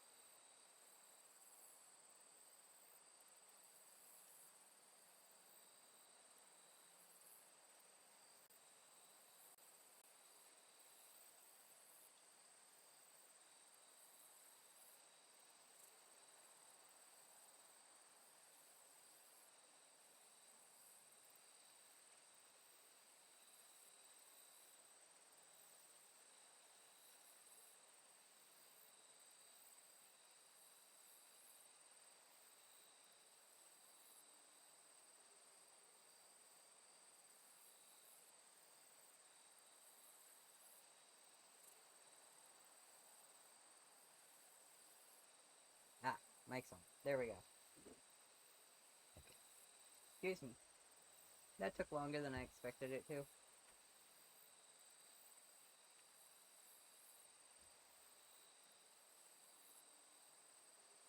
Well, I'm this up.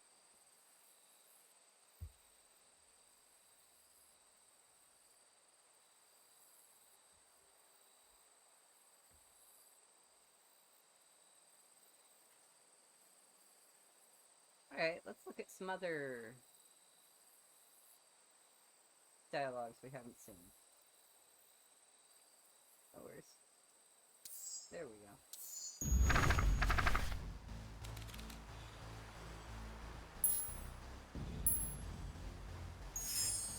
This is a story about struggle. Luca could hear a machine humming somewhere nearby.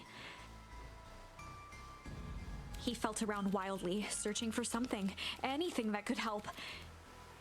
Okay, so we've gone back to when Luca went to the warehouse by himself. And is going to get caught by the man in the yellow suit.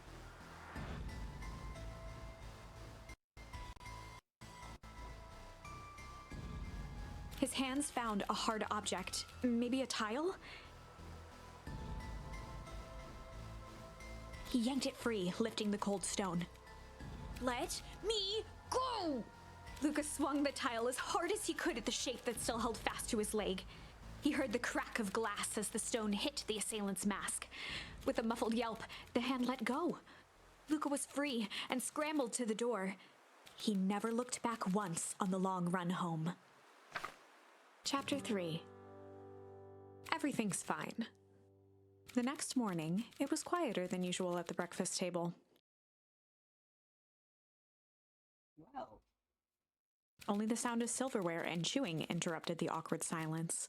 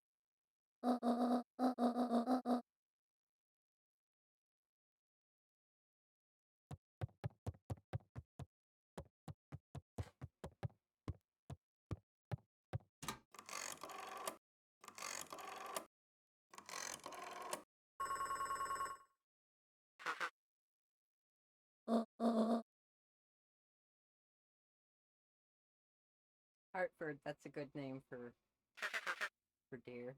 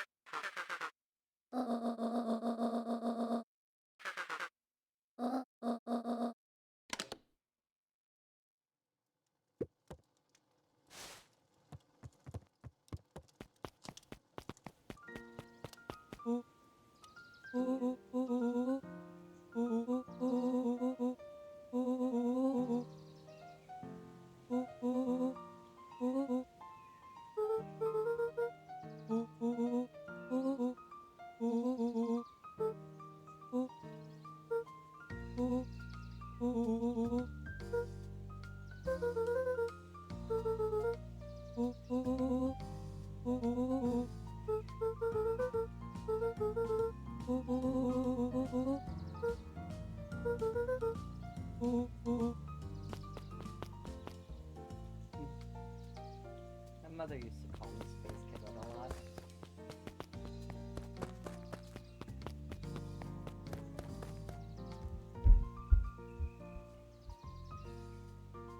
Turn the mic closer, I'm in a more chillaxed.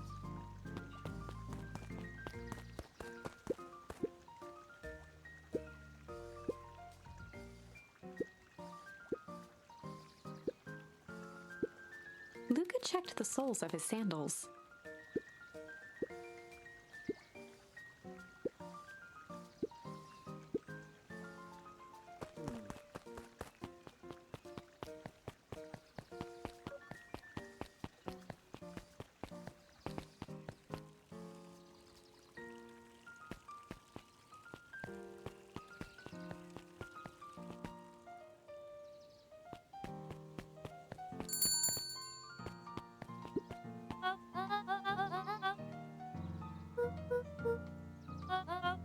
She leaned forward and pinched Luca's cheek.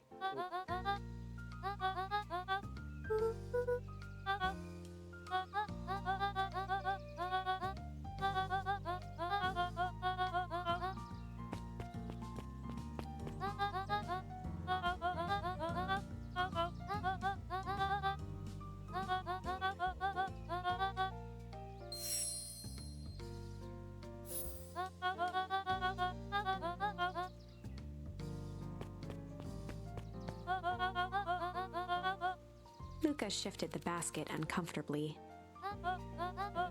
Mrs. Fratelli lifted the cloth and inspected the jam.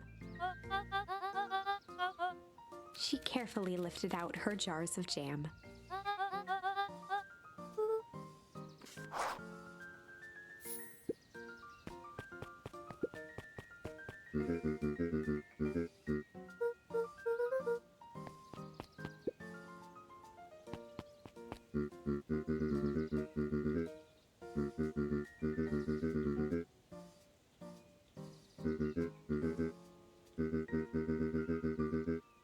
I've never met a more relatable looking dog man.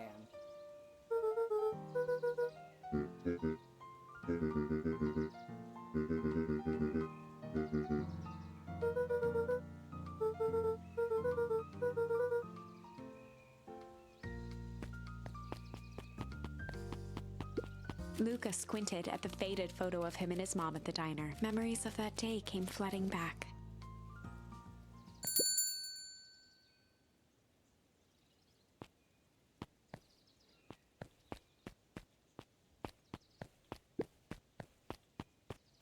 I talked to anybody aside from Mom? No?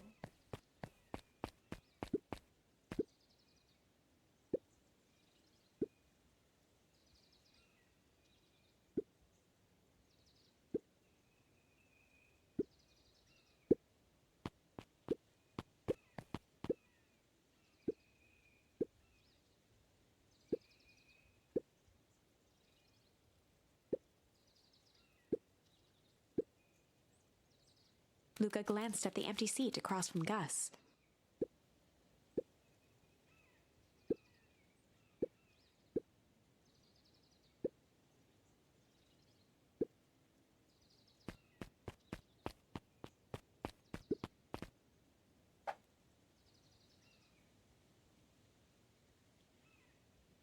Okay.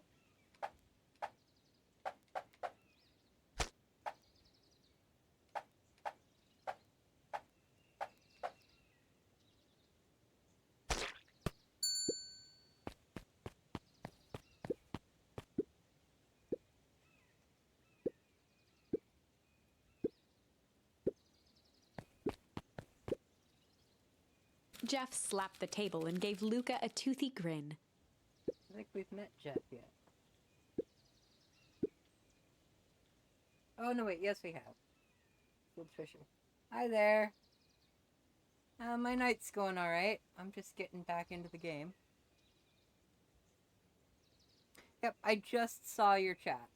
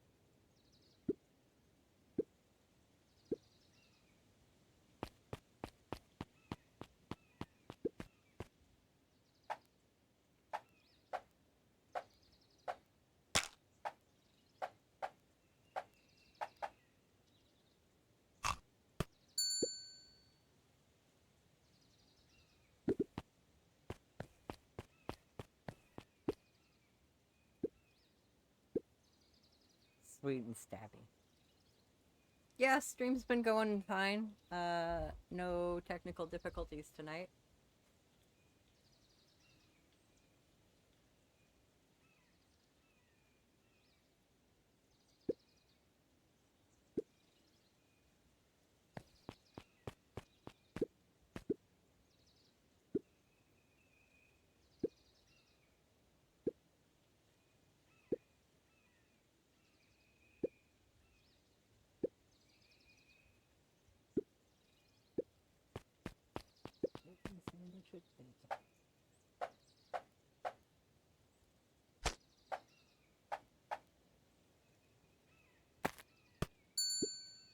Tender for chicken tenders. It's cute.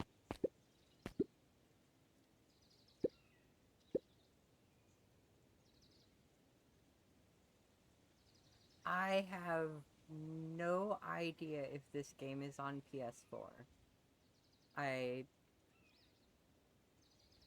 really only do PC gaming, so I don't know what's available on PS4 anymore.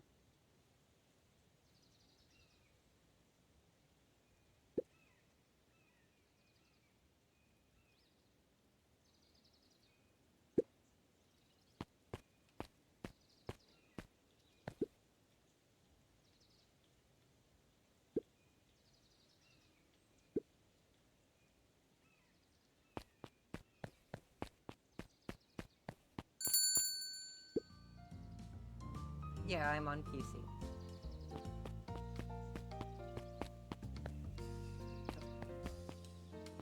I guess that was the end of the flashback.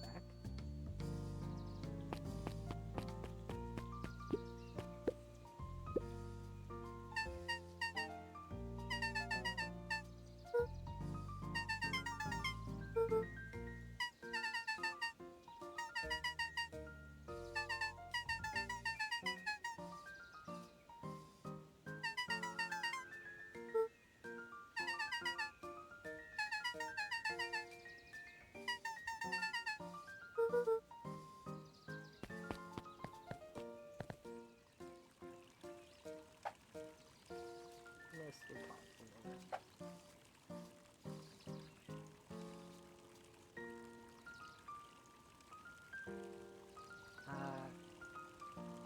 You can ask. I may or may not have an answer for you.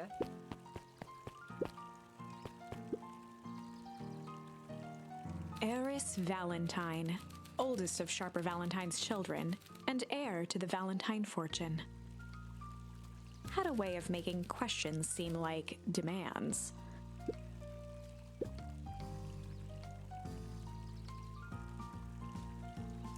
Nope, I have no budget and I'm not looking to purchase any commissions. You're the second person to ask tonight. Mr. Wilder had learned to assume that if he was hearing from Eris, it was because she had taken issue with something he had put in the paper.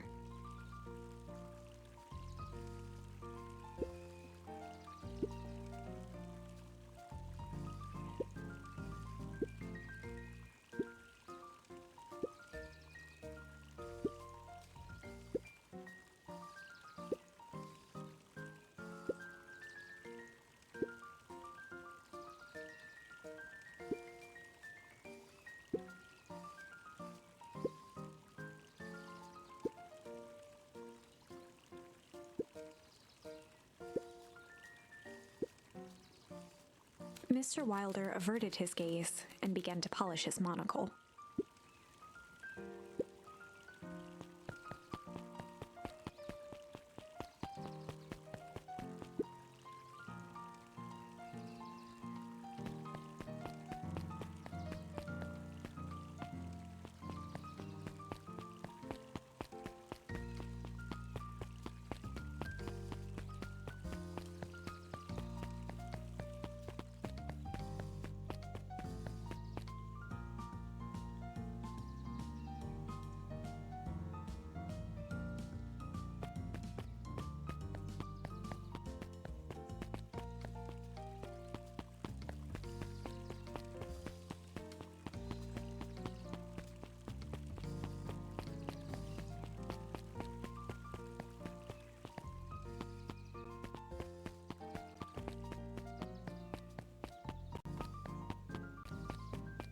don't remember where Mr. Tolliver's shop is.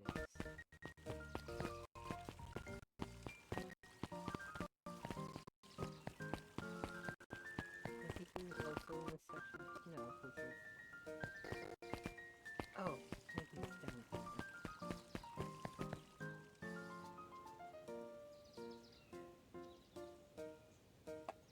There he is. Huddled at his counter, Hiram Tolliver was meticulously shining apples. More accurately, Hiram Tolliver was meticulously shining one apple. With a yelp, Mr. Tolliver fumbled the apple, flailing at the air as it fell. He leaned forward and lowered his voice.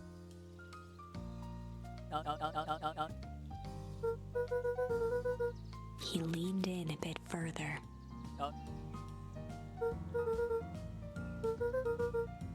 Mr. Tolliver leaned back, speaking loud enough for anyone to hear.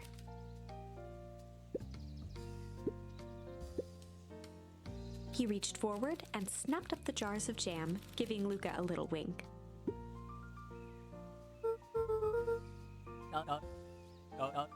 He leaned in for a final whisper.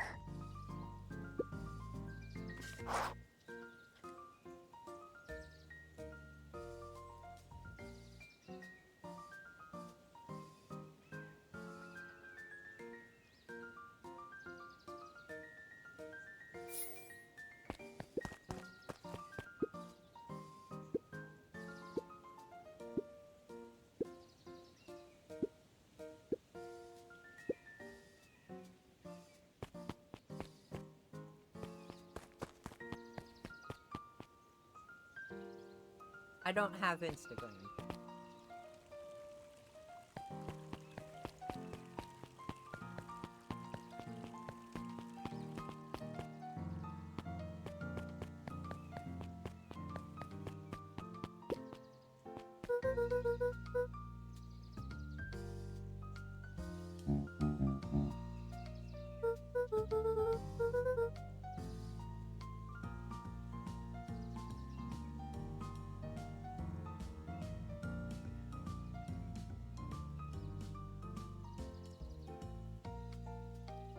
I'm not making contact off Twitch right now, so...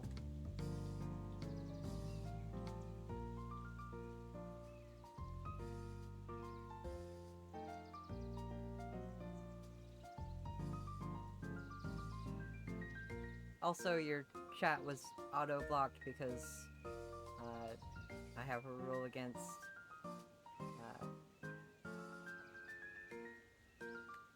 sharing Discords.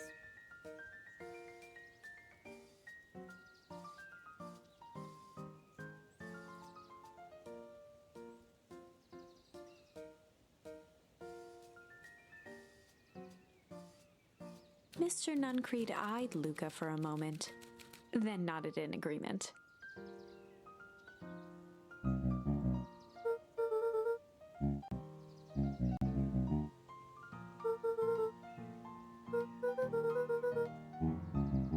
Nuncreed snatched the basket from Luca.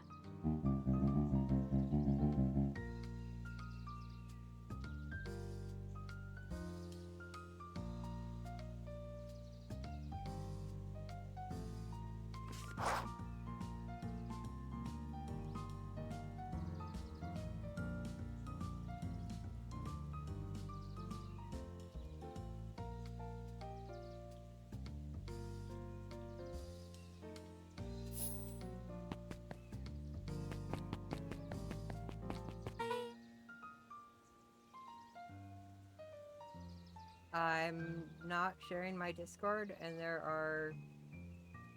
my chat has a rule about not sharing Discord usernames.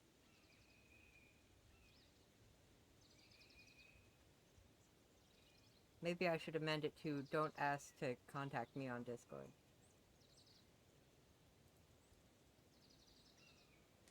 So you're getting caught by the auto mod.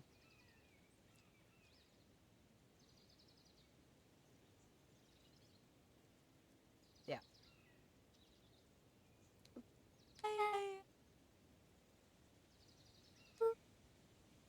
Anchovies or pineapple? Oh, pizza? Pineapple.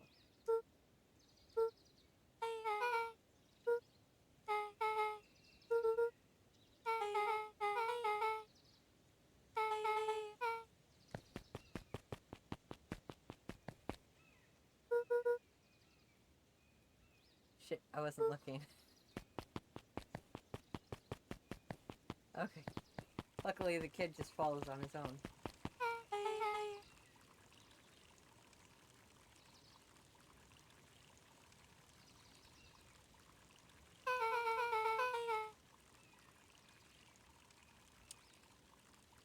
No, I'm not giving you my Discord contact information.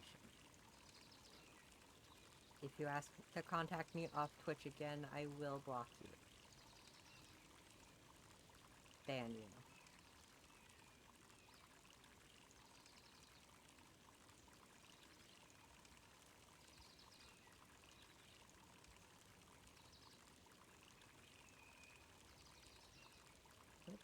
Nothing new game.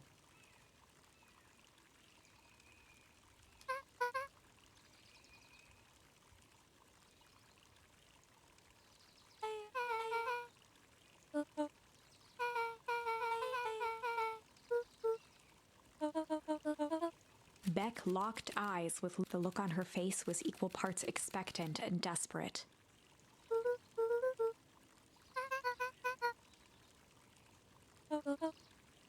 Beck gave Luca a quick nudge.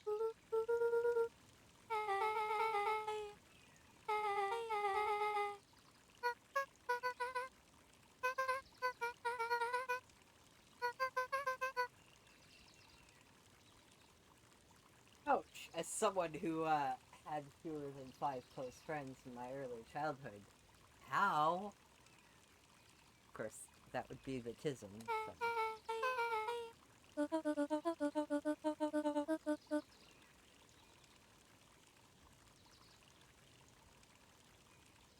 I'm not interested in any commissions right now.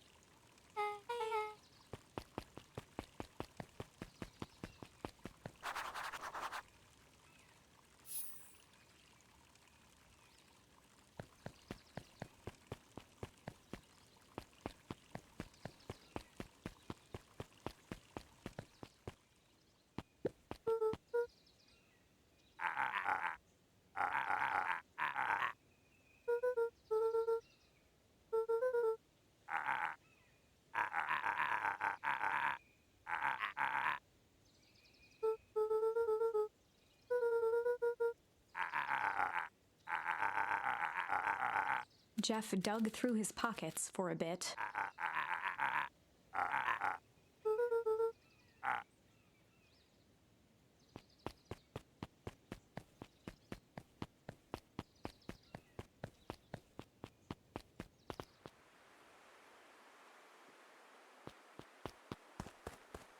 Remember how to get to the... There we go.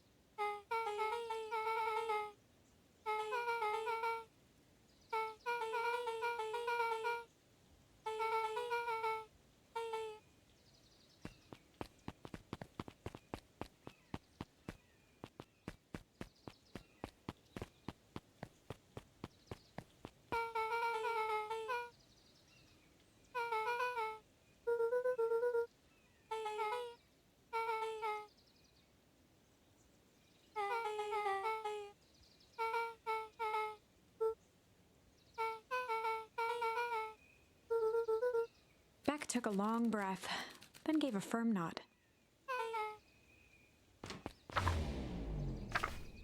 Chapter 4. Dinner with the Moodwills. Moodwills. Well, that's an interesting name. Ilona Moodwill was worried about change. A gardener at heart, she understood the necessity of change, relied on it even. But there was a difference between the controlled world of her plants and this cluttered cottage in a strange town. Almost done. Nellie was a blur of activity, digging through boxes. Sorry, love, couldn't find the dishes. We'll have to make do with paper plates. Dinner went by without much conversation. As she watched Beck and Luca finish up their pizza, Ilona let herself relax into the chair. The things she cared about were still here. Nellie finally had the job of her dreams. Beck was beginning to take root. Ilona's task was simply to tend to them. She could do that.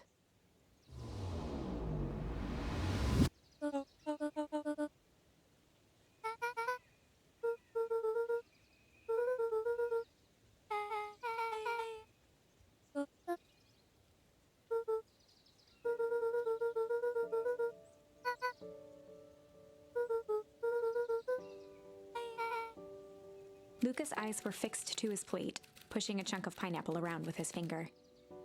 Nellie was the one who eventually broke the silence.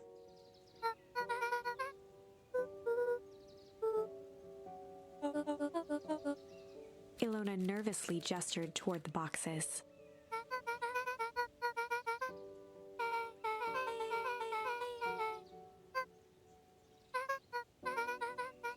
Luca wiped his face with his sleeve. Beck gave Luca a swift kick under the table. Ah.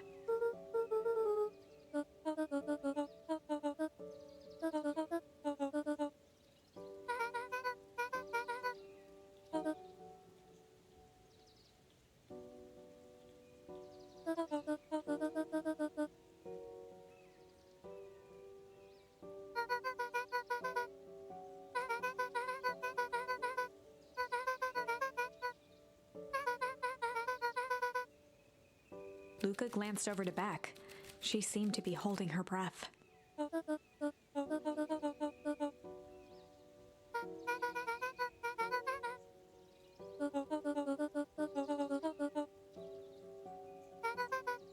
Beck slammed her fist into the table, perhaps harder than she intended. Oof. Oof. Luca glanced outside to gauge the time. The sky was darker than he expected, filled with ominous clouds.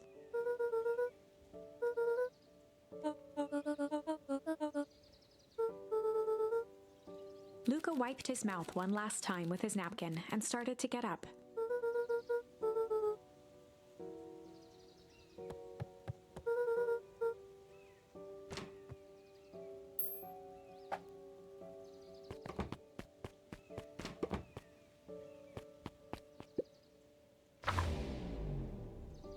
The unlucky Surprised, penny. Luca turned around. He knew Rollo could be prickly around new people. But Beck seemed cool. Rollo would warm up to her eventually. Probably.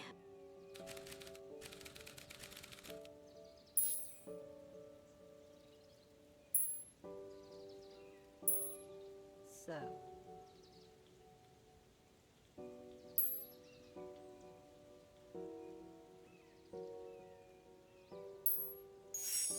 Luca began to respond, but the sky answered for him as the clouds above began to rumble with ominous thunder.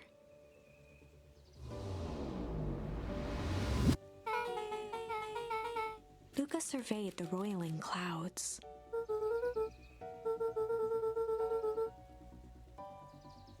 At that moment, the heavens opened up, unleashing torrential rain. No sprites and kids sopping wet. It's a bummer.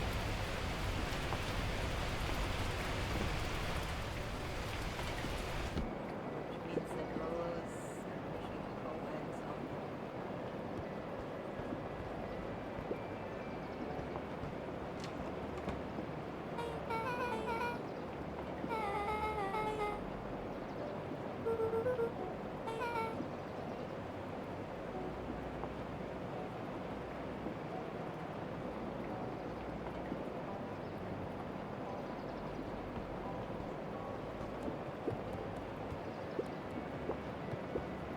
Luca squinted into the eye hole of the microscope. Luca adjusted the slide with his fingers to get a better look. Luca wiped his hand off on his sweater and gave a nervous laugh. Beck looked down, timidly tapping the ladder with her feet.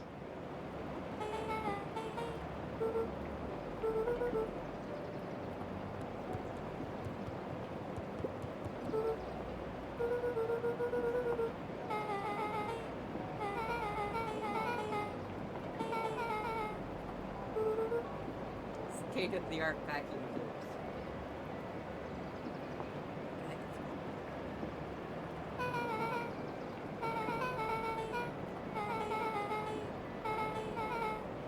Luca flicked at one of the toggles.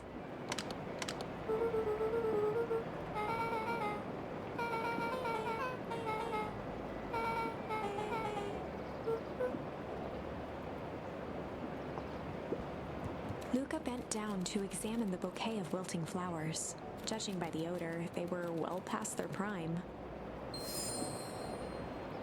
He flipped open the attached card.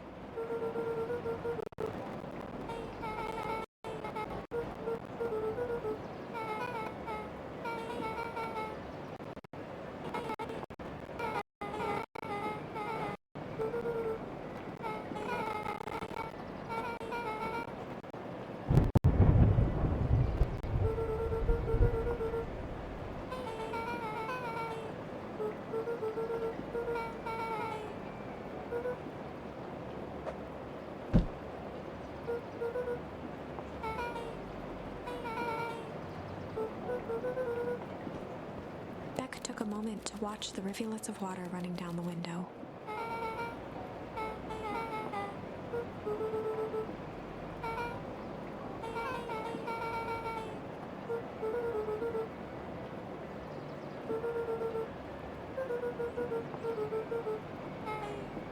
Luca took a deep breath, exhaling slowly.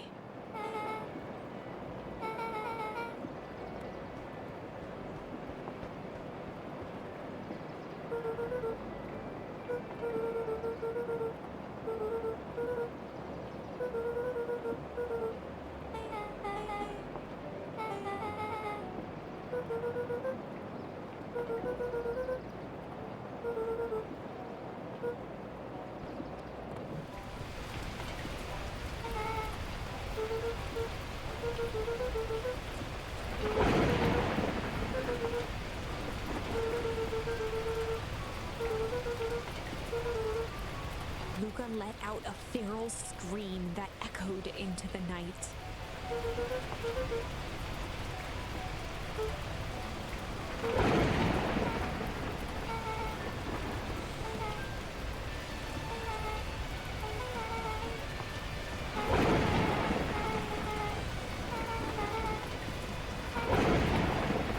Her voice dropped to a trembling whisper.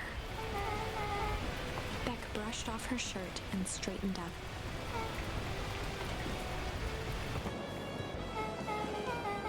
As abruptly as it began, the storm abated.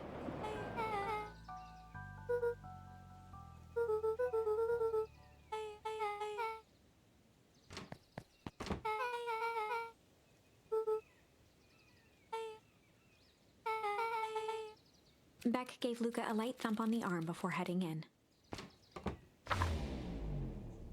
Chapter 5. Friendly Feud. The air was heavy with a hard rain's residue, the smell of wet things. Despite his dreary surroundings, Luca felt at peace. He'd never shared those details about his dad with anyone, not even Rollo. But it's not like this changed anything. Rollo was still his best friend. Adding Beck to the group would help balance things out. Everything's better in threes. This is what Luca told himself as he headed to the treehouse.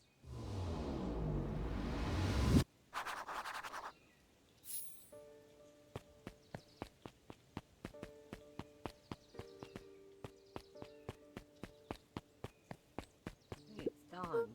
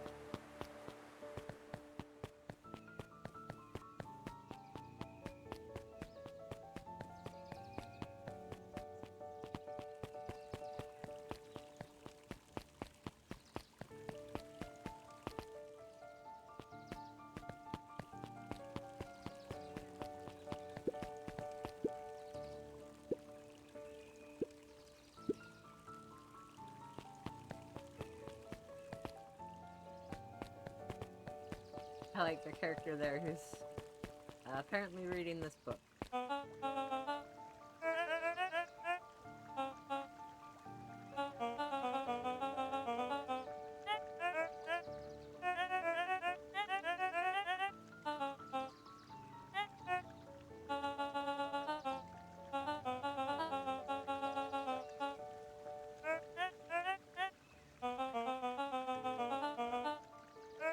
Maybe the clipboards do all share the same stripe.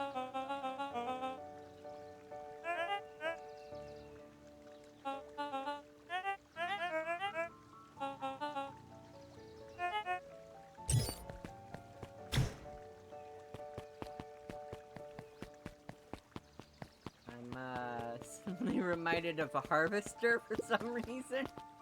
Chimney friggin' Christmas.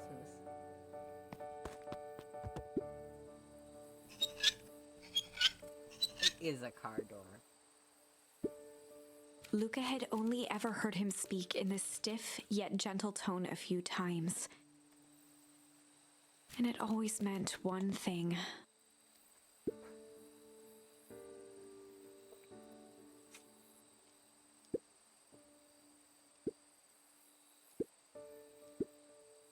Rollo scoffed.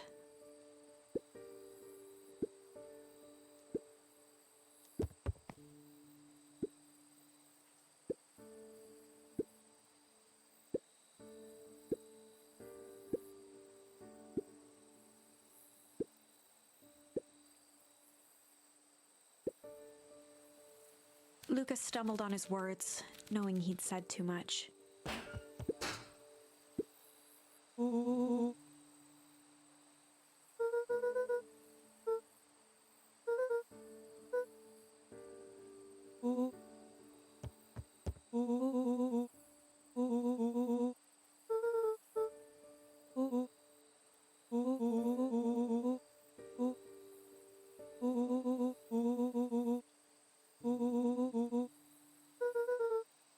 Luca became instinctively angry in response. Both boys were now shouting across the distance.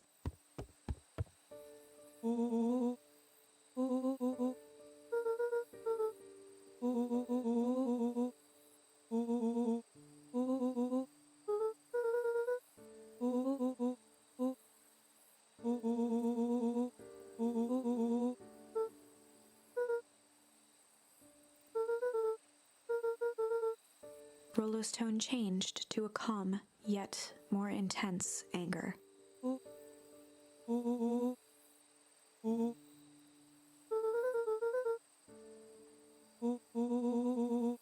The words hung in the cold night air. Rollo's stomach dropped, knowing he'd crossed a line. But it was too late.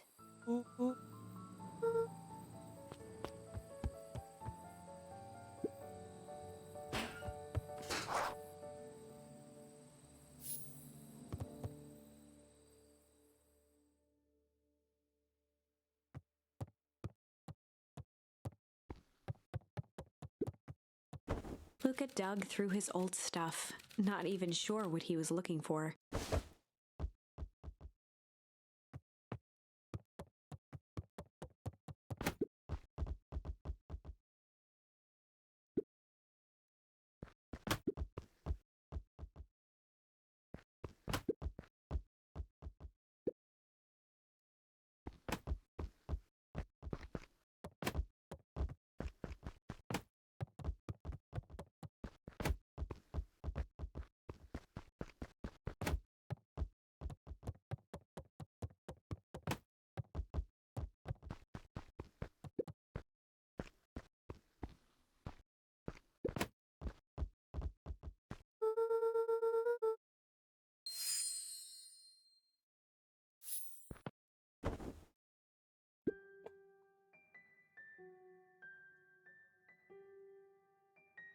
Gran cooed gently from the hallway.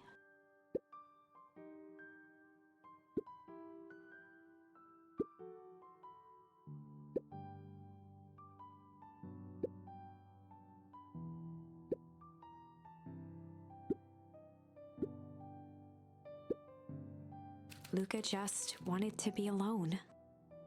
He waited to hear the sound of the front door closing.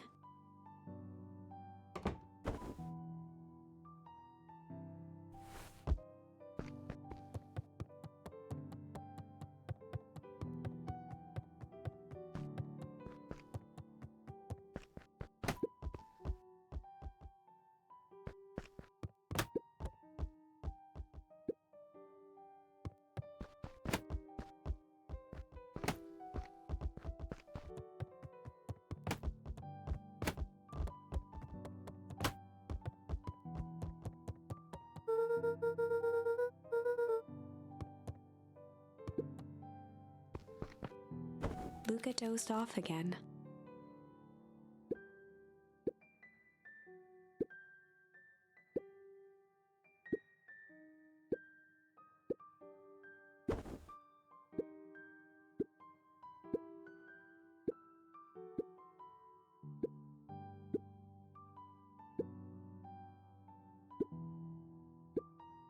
Luca still couldn't bring himself to go out. Besides, if he ran into Rollo, he'd have to actually confront the situation.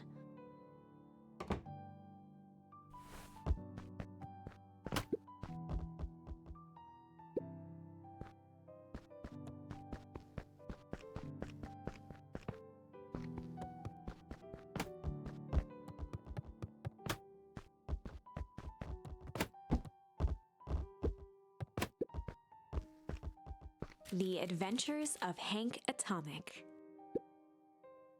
Luca carefully opened the cover and began to read. Rollo had received it for his birthday, a special hardcover edition with behind-the-scenes commentary and bonus art. Rollo cherished it, but asked that Luca keep it at his house. Luca wasn't sure if it was because Rollo didn't trust himself with it, didn't trust his sister around it, or just wanted an excuse to come hang out at Luca's more often. Whatever the reason, Luca didn't mind. But it had stayed right there where Rollo had stashed it ever since. Now, at the foot of his bed, Luca lost himself in the pages. He'd read it all before, but at this moment, it somehow felt sentimental. He was well into issue number 5 when he heard soft footsteps from the hallway.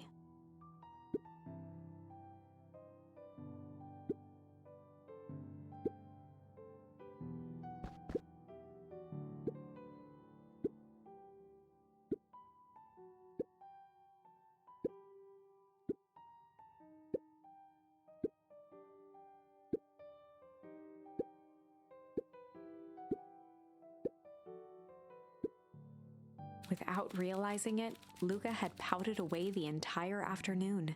He once again felt the weight of it all and allowed his weary eyes to close. Luca stood in a vast black expanse. Such a mood. I've had so many days where, like, something bad happened and I just wallowed. He looked up at his father standing beside him. Walt was working a straw at the bottom of a fountain glass, trying to collect the last bits of milkshake. Dad, where are we? Taking a final loud gurgling sip, his father peered up from the glass. He jangled the straw playfully with a warm smile, then lifted the empty glass as if to point into the darkness. The source. Luca's eyes followed his father's gesture. In an instant, he was sitting in front of a blazing campfire. Across from him sat a large figure in a yellow hazmat suit. The figure's voice was a scratchy echo. Well, if it isn't the man of the hour, make yourself comfortable.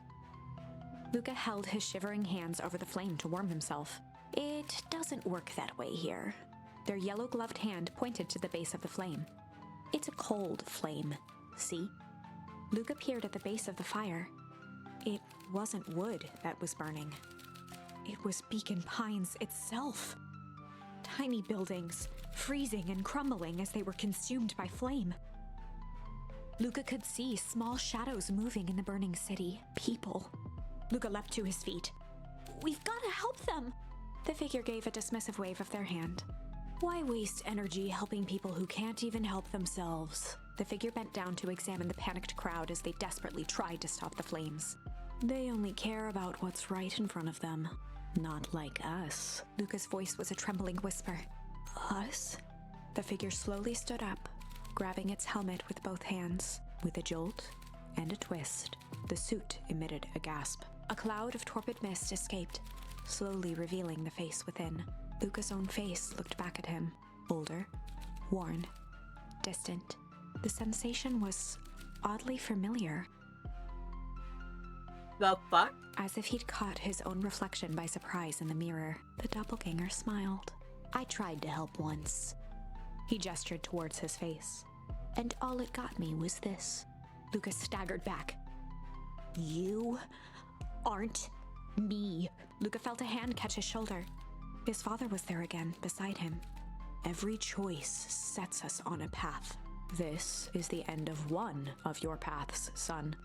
Luca watched his older self shake its head ruefully, its face twisting into a cruel grin. Welp, Dad. If you wanted him to see this, far be it from me to disappoint. Luca watched in shock as the figure took a confident step forward and plunged into the flames. In a flash of cold light, he was gone. What does all of this mean? Luca felt a reassuring squeeze on his shoulder. Just remember, why we choose matters just as much as what we choose. Luca woke up to see a hazy figure at the foot of his bed, silhouetted in the morning sun.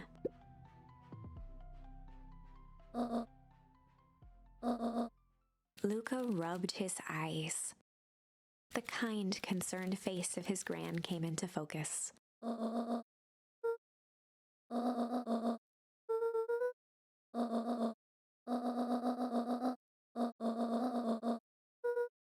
Gran silenced Luca with a gentle pat on the leg.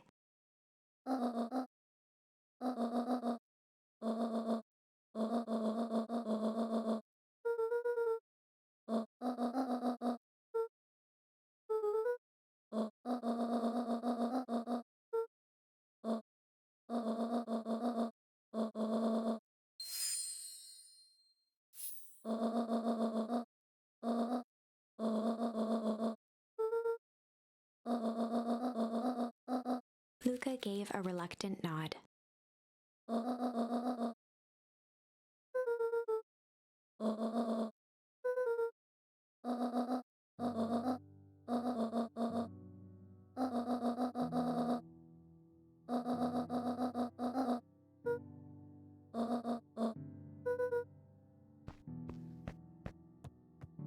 Luca took a deep breath.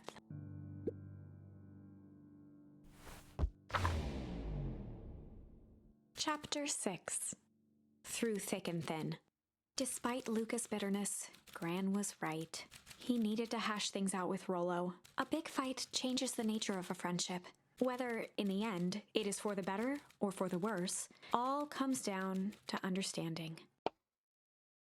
If one is not careful, the same familiarity that builds the strongest of bonds can become the wrecking ball that shatters them. Luca emerged from seclusion, taking in the crisp festival air. But the events of the day weren't on his mind. He had to find Rollo.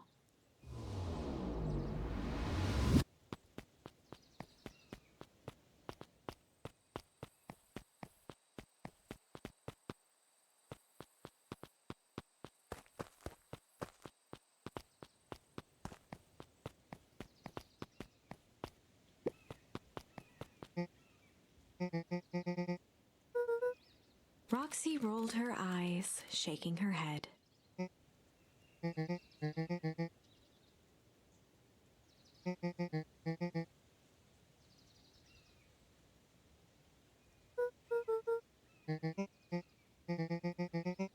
Luca looked down and kicked at the dirt.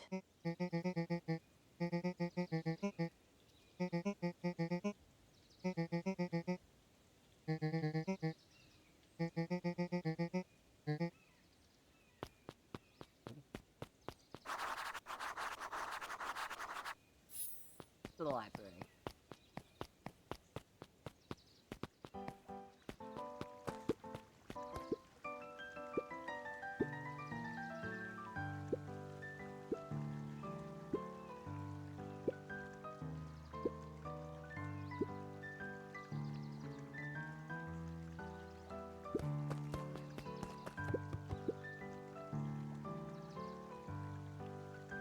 Oh, how does it go? Unique New York.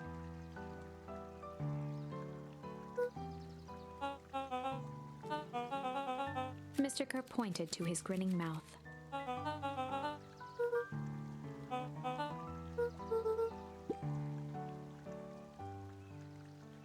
The fuck?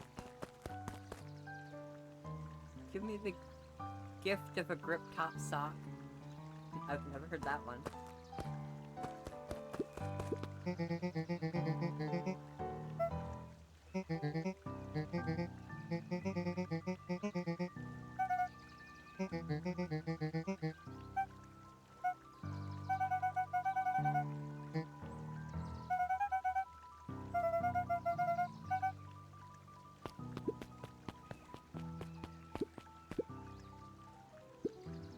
Ah!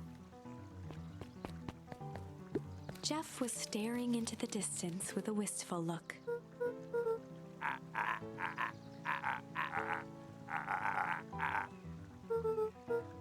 Jeff turned to Luca with a furrowed brow, then gave an understanding nod.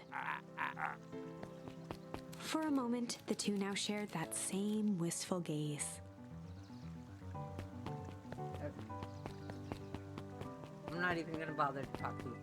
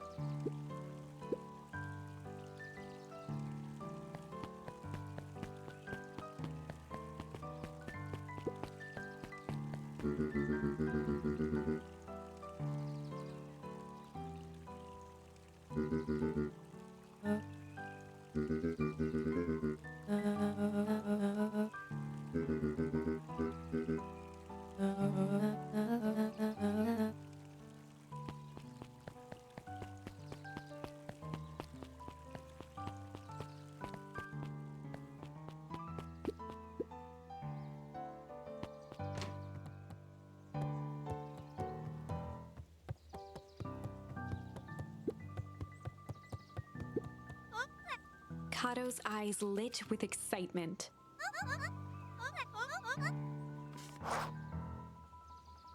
First riddle.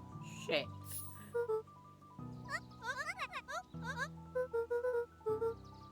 Kato straightened up and cleared his throat as if preparing to sing.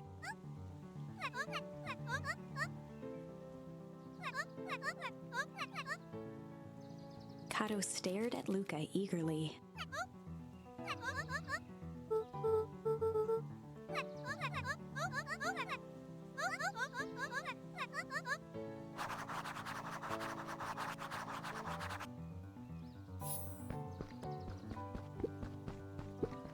Luca grabbed The Adventures of Hank Atomic, issue number 5, from the shelf. Luca grabbed The Adventures of Hank Atomic, issue number 4, from... Luca grabbed The Adventures of...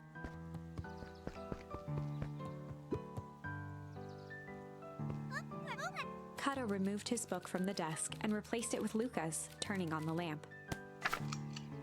As he slid the book under the purple light, 2 words glowed: The Adventures of Hank Atomic, issue 5. Luca clicked his tongue with recognition.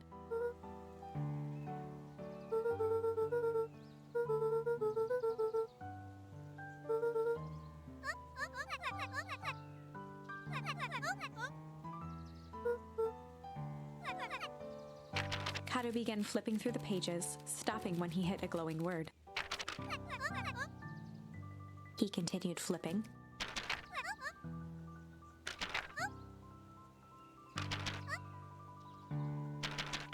Reaching the end of the book, Kato looked up.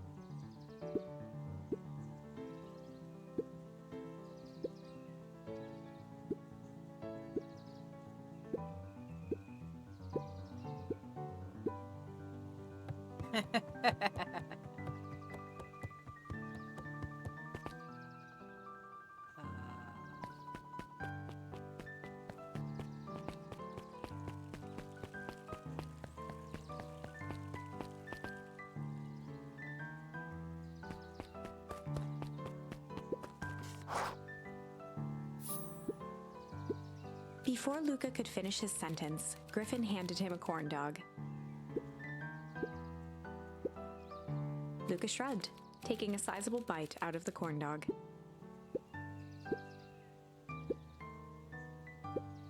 Luca tongued at his cheeks, feeling something rough between. He reached into his mouth and pulled out a slip of paper. He shook off the bits of corn dog to read the slip. Luca finished off the remainder of the corn dog.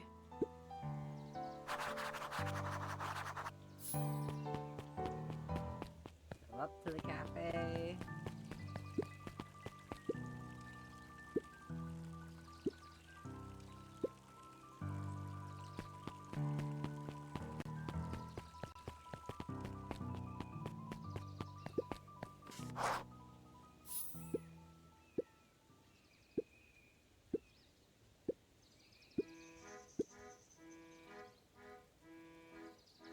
Lumi waved his hands around sarcastically as he began.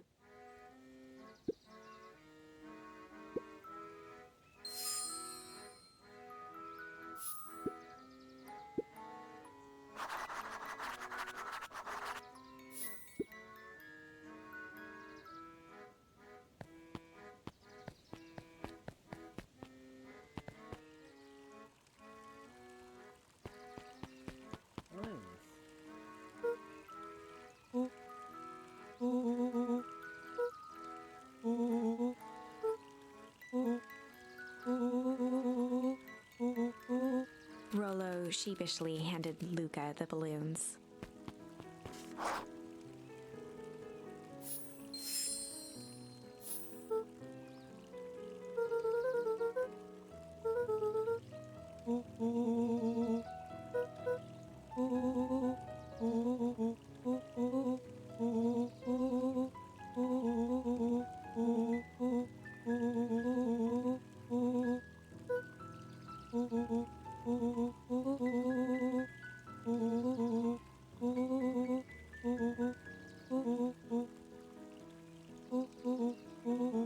Luca threw himself at Rollo, hugging him as tightly as he could.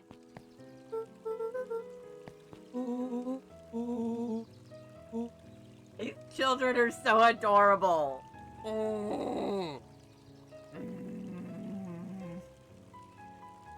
They're so cute. This is not. These darling children.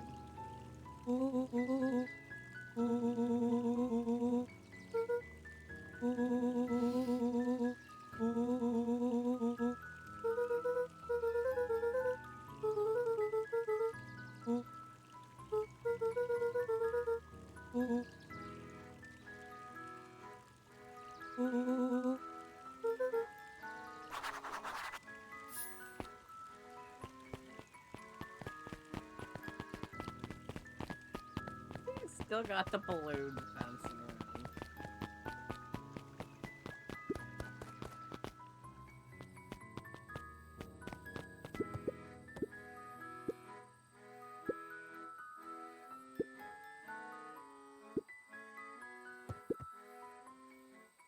Really quick, can I add more things to my... Oh, I only have... Luca wrapped a one twig more of thyme plate. around the hook. Some fish have refined taste.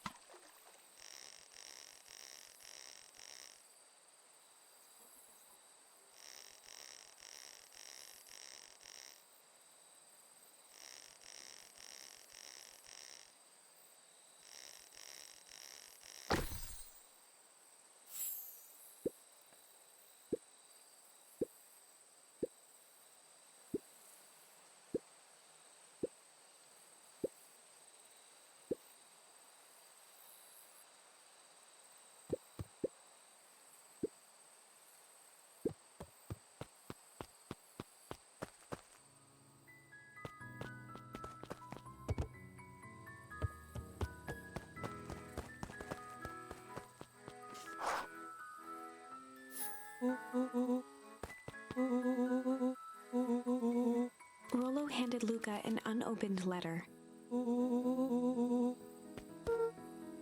Luca, some things are going to happen that might be difficult for you to understand. If I am honest, I hardly understand them myself. But whatever happens, I need you to know that I love you. None of this is fair to you. You have already lost so much. We both have. I wish there was a simpler way forward. But if there is, I haven't thought of it. God knows I've tried. Everything I've done. I did for you. I hope someday you can accept that. Love, Gran. Luca folded the paper into his pocket and headed up the ladder. I think something real fucked up's gonna happen at the festival.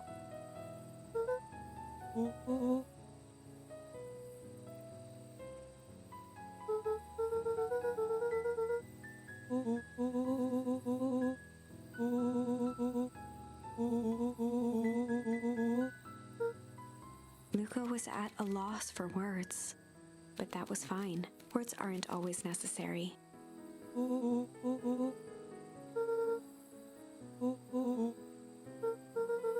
Sadly, this was untrue. A distant rumble shook the treehouse.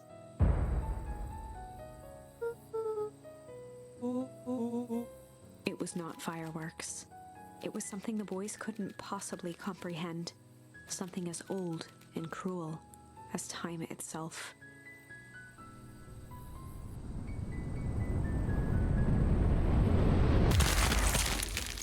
What the fuck?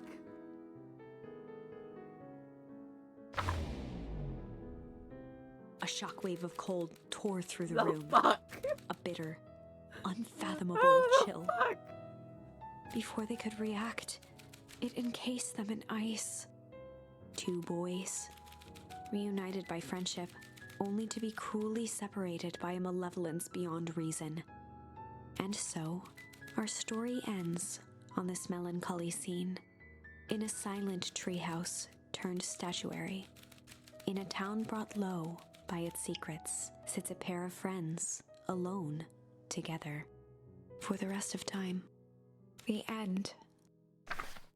No, that can't be the ending. It simply can't. I won't accept it, and I hope you won't either. Well, luckily There it's are only more 10 p.m., endings, so I have more time to find a possibilities. different one. I can feel it. We are just going to have to sort through them all until we find the one that fits.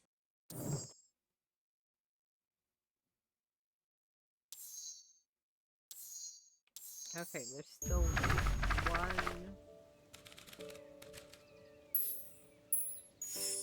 Luca Chance on began this. to respond, but the sky answered for him as the clouds above began to break, revealing patches of star-filled summer night. Moonlight filtered down, shimmering in the treetops.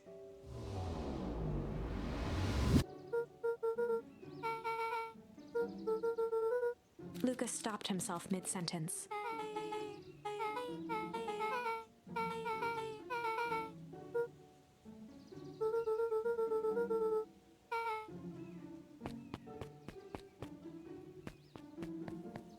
Luca saw Beck skulking by the gate.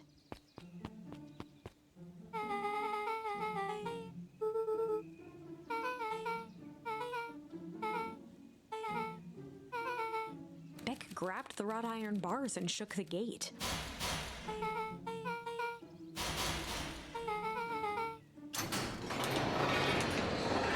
Absolutely not.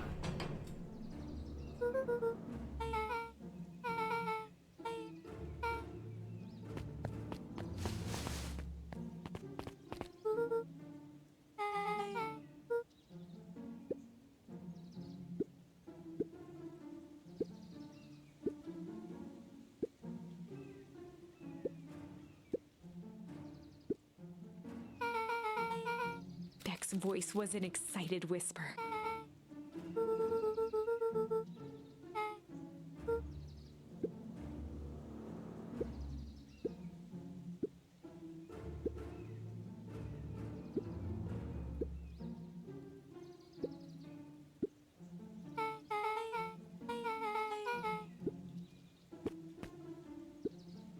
The mysterious figure retracted their mask, hair pushing out from all corners. A chill ran down Luca's spine. His vision blurred. Beck stifled a sharp wince, and Luca looked down to see himself wrenching her hand. Gran tousled her hair back under the face mask.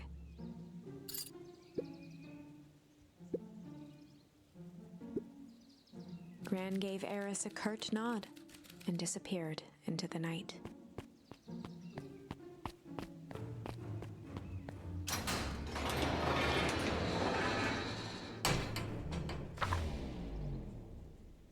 Chapter 5. What big ears you have! Lucas sat shivering in the bushes, staring at his feet. After checking to make sure the coast was clear, Beck gave him a gentle tug on his sweater.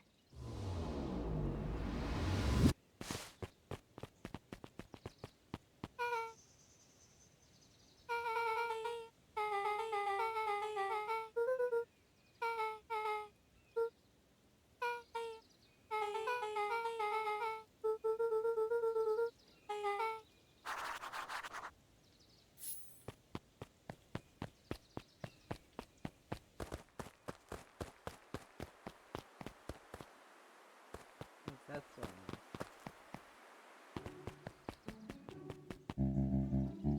nice. Oh, look, there's two of them. The clipboard finished writing with a scratchy flourish and looked up. Mr. Nuncreed, arms crossed over his paunch, gave an exhausted sigh.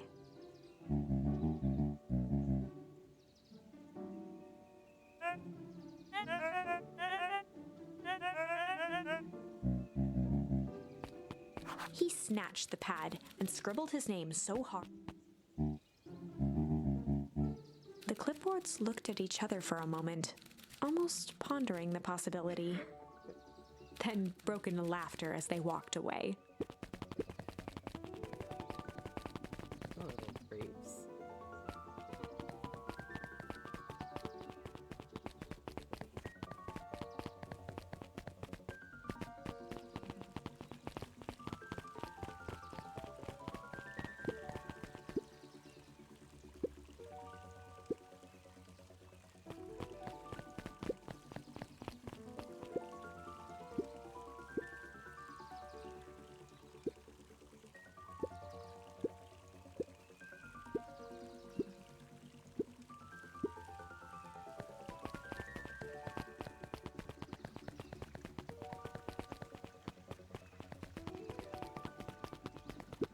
William Kerr and Gus Valentine proudly surveyed the half-covered festival banner. The mayor gave a half-hearted shrug.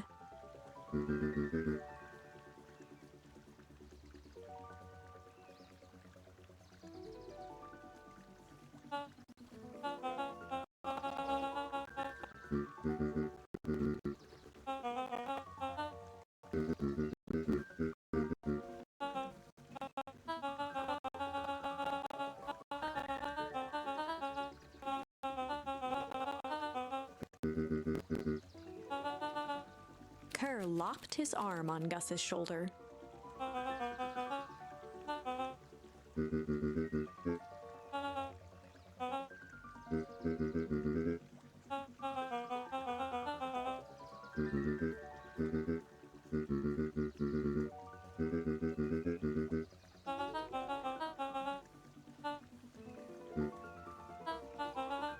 With a glimmer in his eye, Kerr gestured grandly toward the horizon.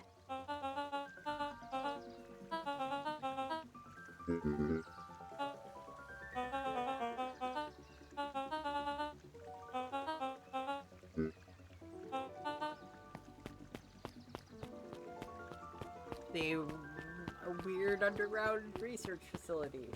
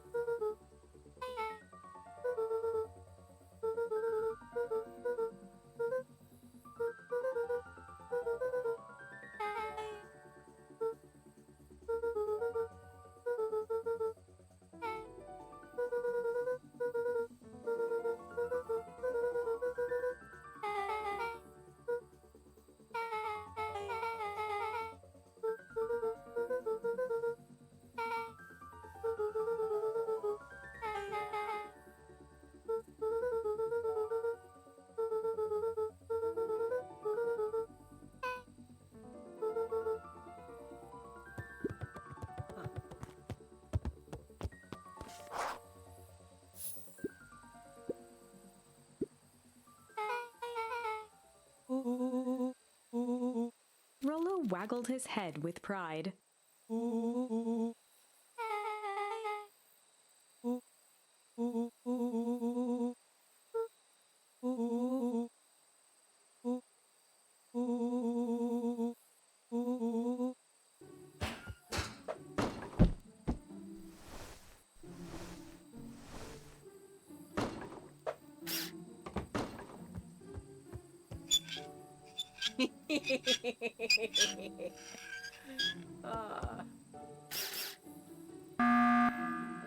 Excuse you, sir? Startled the cat in my lap. I didn't even realize Persephone had taken up her post in my lap. Lavish. Nice.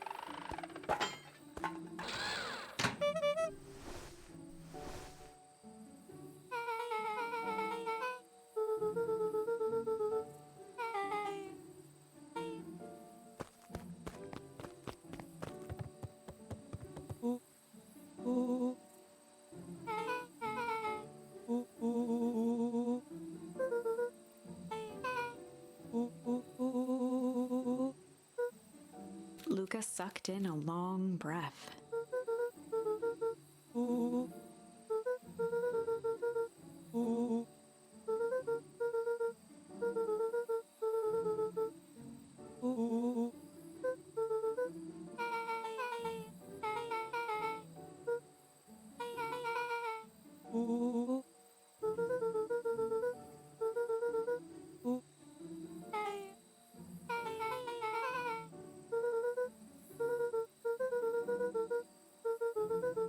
Rollo let out a low whistle.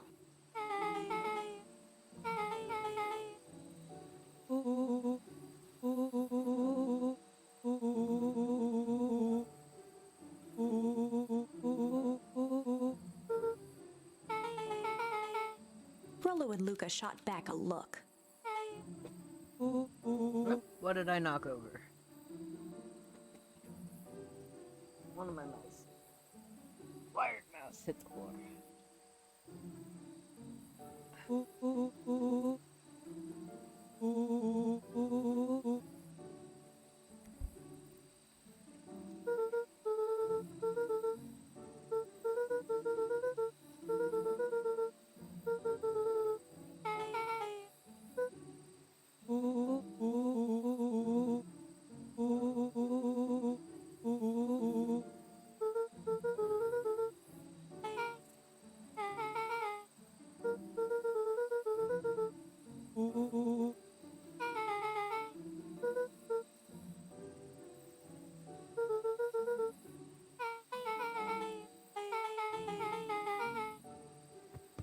Luca gazed out the window.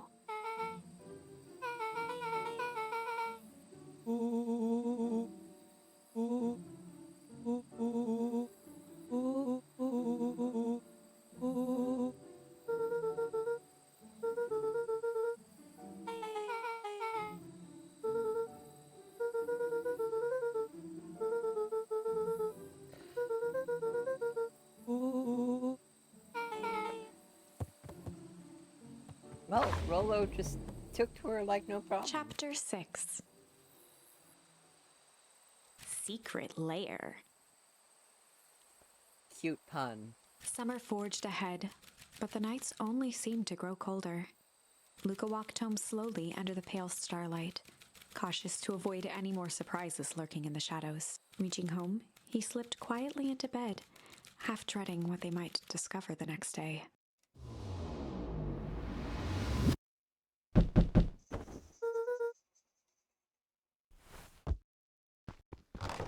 Nope. That was my medication alarm. if you're watching this, and you're late on taking a medication, you should probably take it. It's like I'm gonna take my medication right now. Here's one.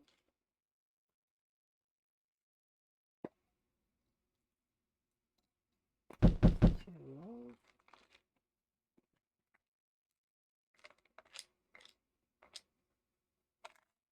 And three.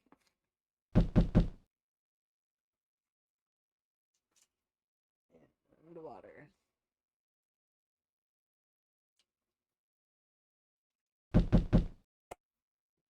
Oh. Ugh.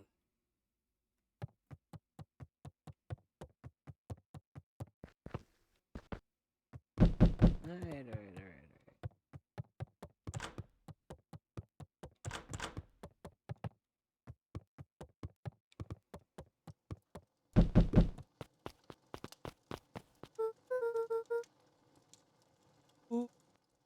Oh, he's got a little deer stalker cap.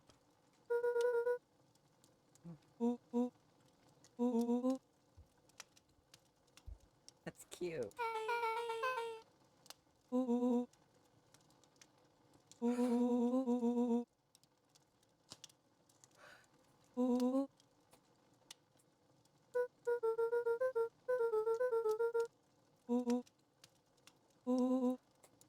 The game is afoot. Luca and Beck rolled their eyes as Rollo strutted across the room.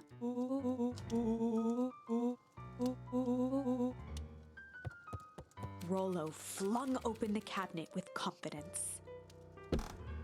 He coughed as a veil of dust hit his face.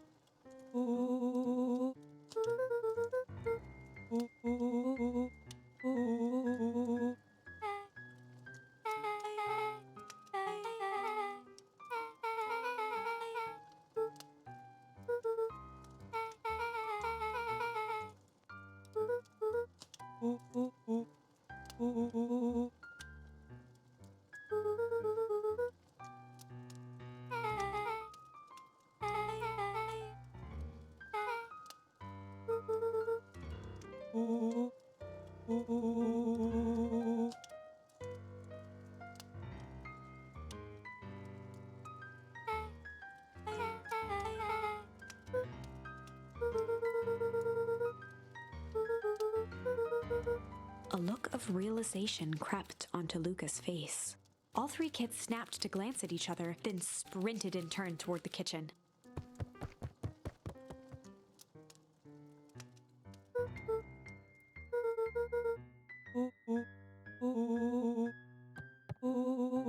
Before he could finish, Luca scrambled up Rollo's back.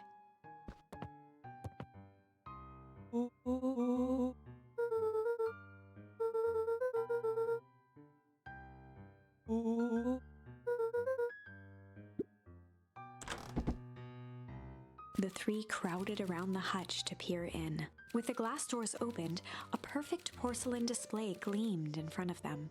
Their eyes searched for anything amiss. Glass doors. There is nothing they cannot see with the door closed that they can see with the door open. But the only distinct feature was its impeccability.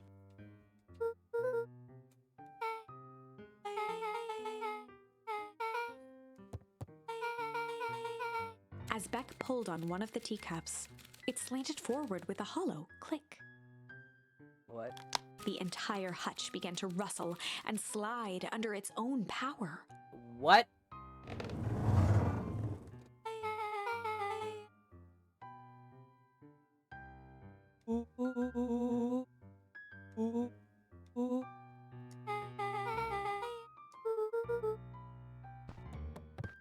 Yeah, because she brought that furniture with her.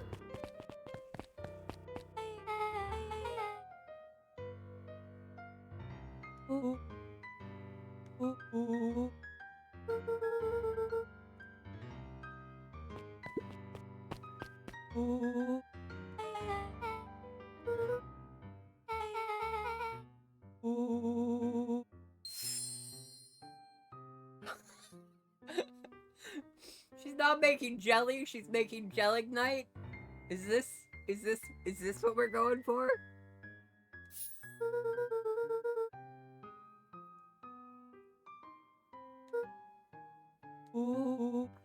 Rollo casually spun open a lid and dipped his finger in the jam.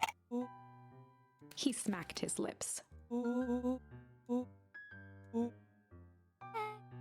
Rollo plunged his hand in the jar, fishing out a soggy slip of paper. Okay. Rollo offered the slimy note to Luca and licked his fingers clean.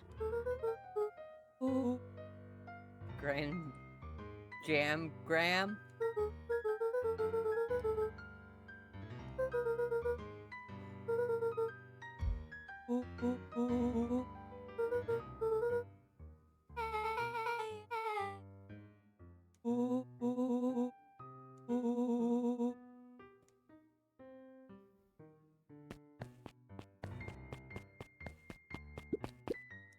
Luca jostled each cabinet drawer in turn. Only one was unlocked. He fingered through the filing cabinet, pausing at a bulging folder labeled Walter. For a long moment, he just stared at it.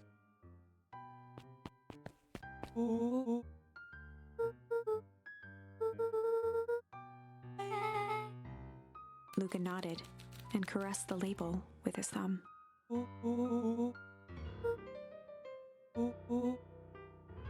Rollo swiped the folder from the drawer and began leafing through the pages. He whistled to himself, barely looking at the text.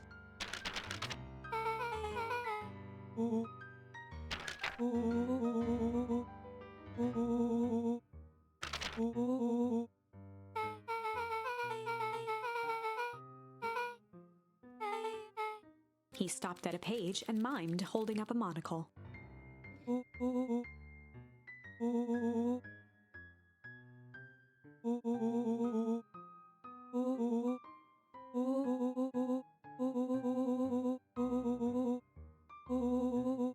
Rollo looked up with heightened surprise.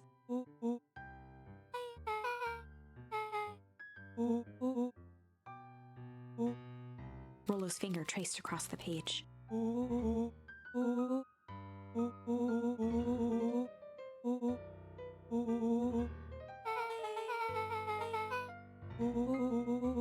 Rollo scanned through several more pages.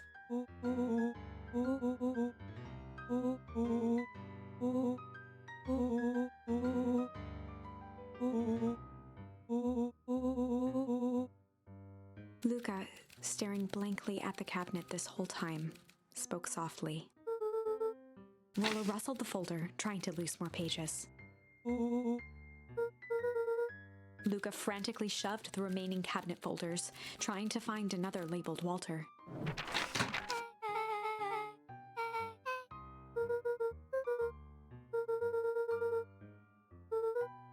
Luca slammed the drawer shut. A spider web of string connected photos of people from the town, interspersed with hastily scrawled notes.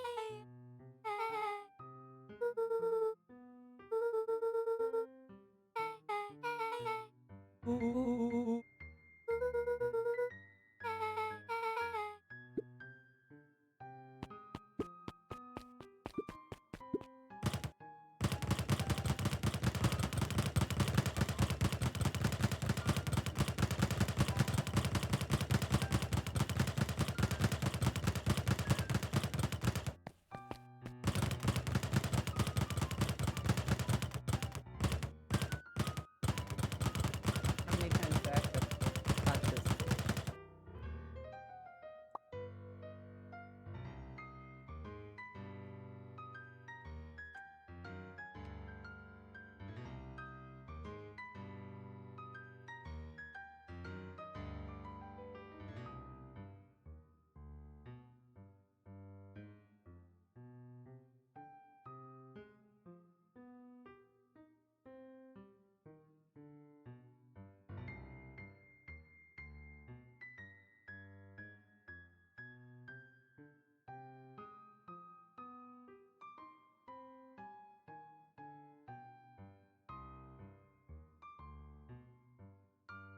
Okay, it looks like there's no achievement. They crowded around a worn-down old map of Beacon Pines.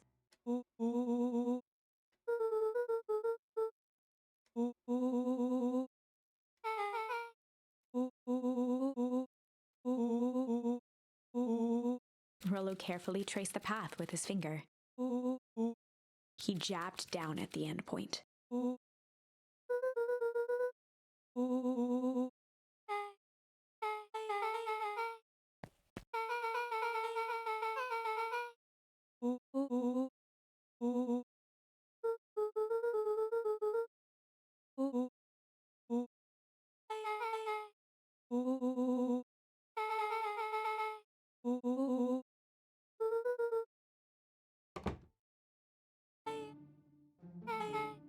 Luca looked up from the map.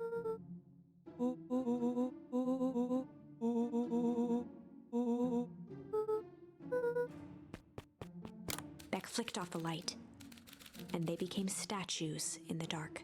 Overhead, creaking floorboards bent under slow, deliberate steps. But the secret door is still open, so it's gonna be really obvious to somebody down there. The kids looked up, the tilt of their necks following each footfall.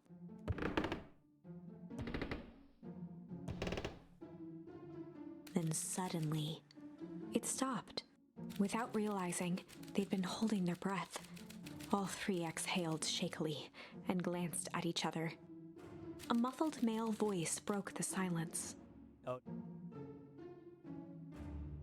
I recognize that silhouette. A final few footsteps reached the entrance above them, and the voice now echoed down the stairs. The three kids shuffled to the corners without a peep. As he began to descend the stairs, the man's voice punctuated every new step. Thump. Thump. Thump. Thump. At the bottom step, the man paused, squinting to search the room for signs of life. Rollo shifted suddenly. Luca gave him an intense, chastising look and whispered through clenched teeth. It was too late. Rollo was already inching toward the stairway. He screeched as he charged toward the shadowy figure. With all his weight, Rollo tackled the man to the ground. From the dark corner, they saw something move.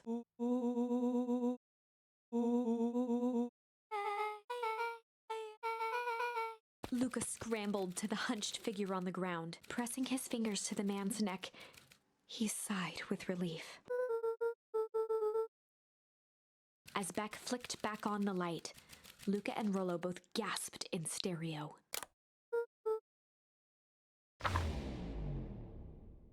Chapter 7. The Interrogation of Hiram Tolliver. Still unconscious, Mr. Tolliver slumped heavily in a shoddy old chair. His hands were bound with rope, his feet tied with some loose string. The kids huddled in a circle, discussing their plan. One thing was certain, they couldn't just let Mr. Tolliver go. They needed to know what he was doing in Luca's house. After some deliberation, it was decided.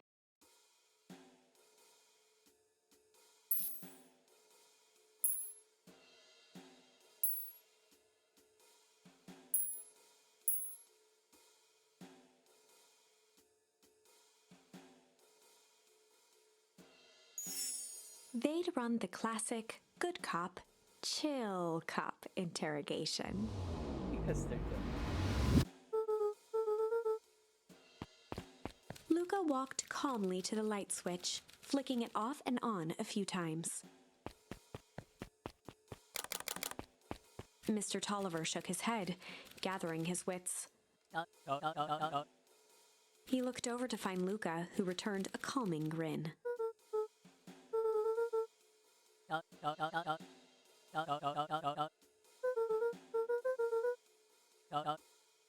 Rollo and Beck emerged from hiding to give a timid wave.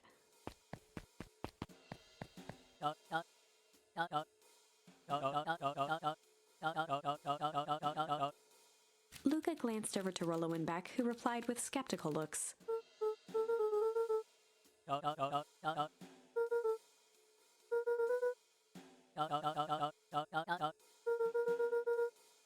Mr. Tolliver exhaled with disappointment.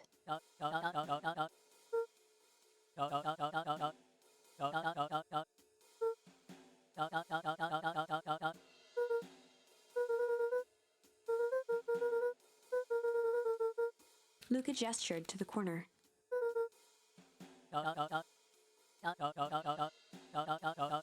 Luca looked again to Rollo and Beck. This time they shrugged. Luca began to slowly loosen the bindings. Mr. Tolliver gently rubbed his wrists. He edged imperceptibly toward the stairs as he spoke. Before the kids had even noticed his movement, Mr. Tolliver was at the light switch.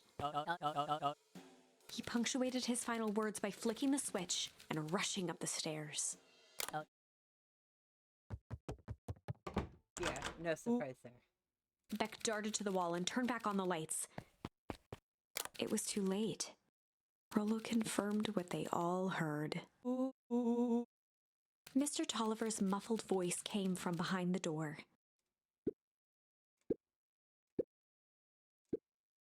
They looked bewildered at each other.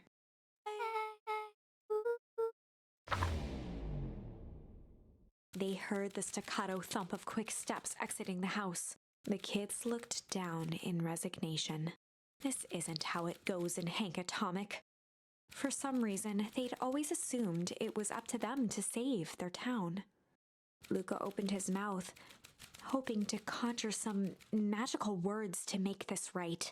Only a hollow croak escaped. The end. Well, we certainly aren't going to find a grand resolution to our tale locked in a basement. Back to the drawing board.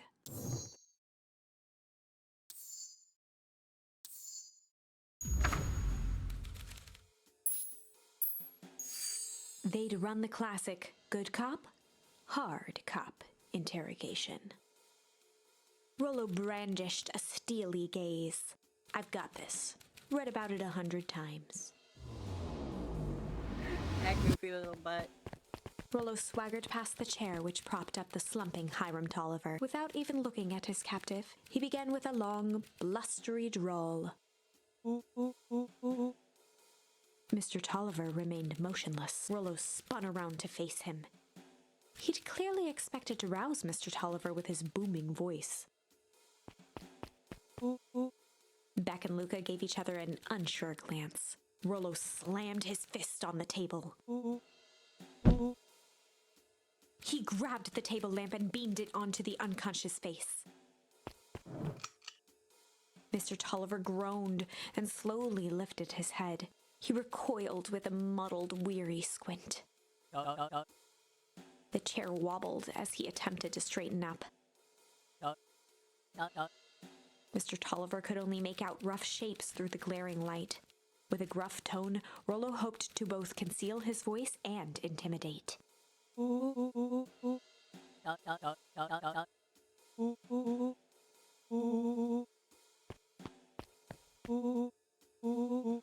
The doubtful expression on Beck and Luca's faces transformed into awe. Rollo, hitting his stride, was now channeling every detective trope his memory could recall. Oh, these darling children. He slammed the table again. Mr. Tolliver's voice became desperate. He was nearly in tears.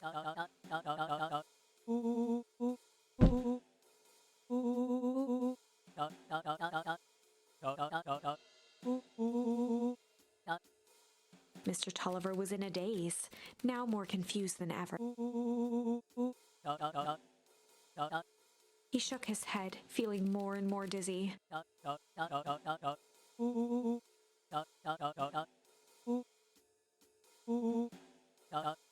His voice faded to a whisper. With that, Mr. Tolliver passed out cold. Pressed him too hard. Rollo swung around with a repentant grimace.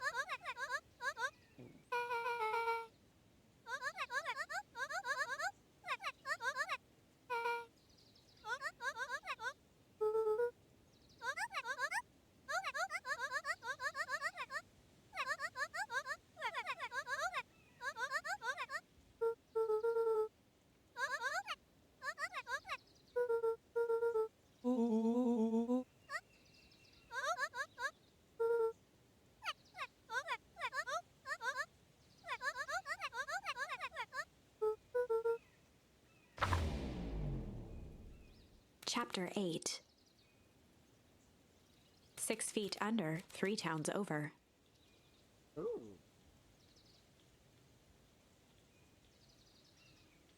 Can you lay there without laying on my keyboard, you little jackass? The kids spent the rest of the afternoon combing through dusty piles of old county records, desperately searching for anything that could help them make sense of Mr. Tolliver's cryptic utterance. Luca tried to shake the thought of Gran's basement, but his focus wavered.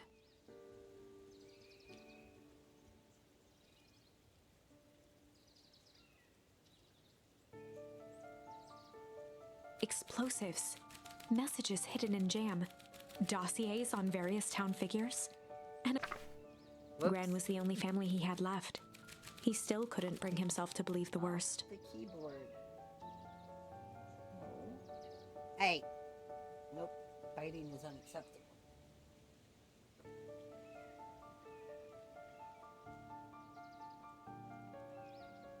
But the old map with the symbol of explosives in town square made that difficult. As the sun began to set, the kids were no closer to the truth.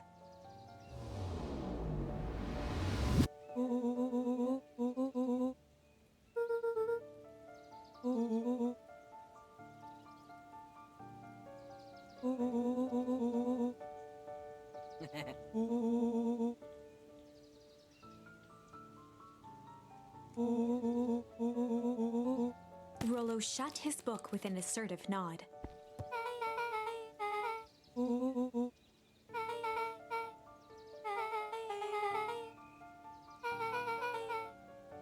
Rollo muttered under his breath. You're a county record.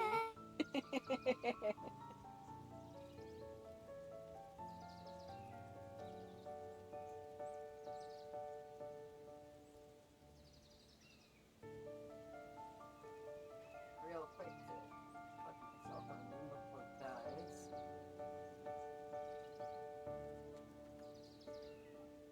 Ooh, and pop my back. Hello, spine.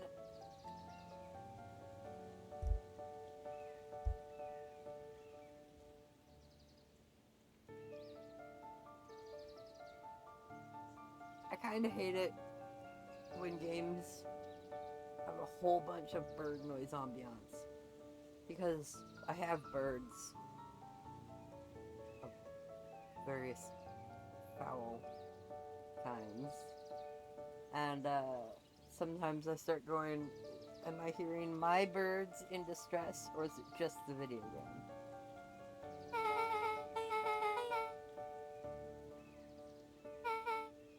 Beck slammed her finger down on the open page before glancing down to read. Hartford. J. Hartford, that's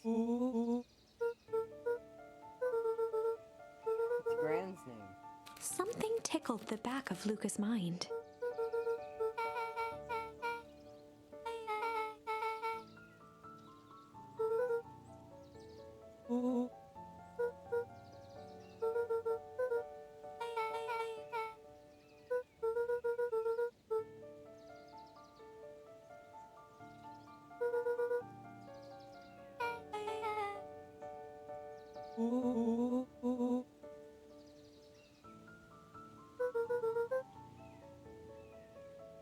The question hung in the air. Jesus fucking Christ.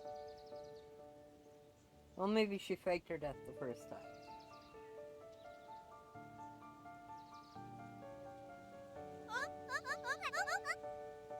Beck rubbed her eyes.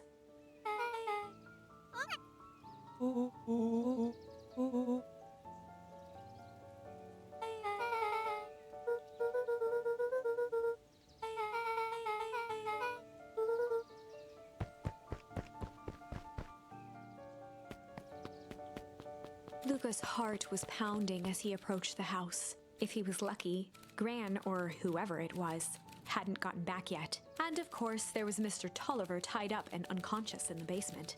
Dealing with him would be the first order of business. Luca shook out his arms to calm his nerves before entering. He held perfectly still, tempering his breath, and listened closely. She was asleep. His only hope was that she hadn't found Mr. Tolliver before dozing off.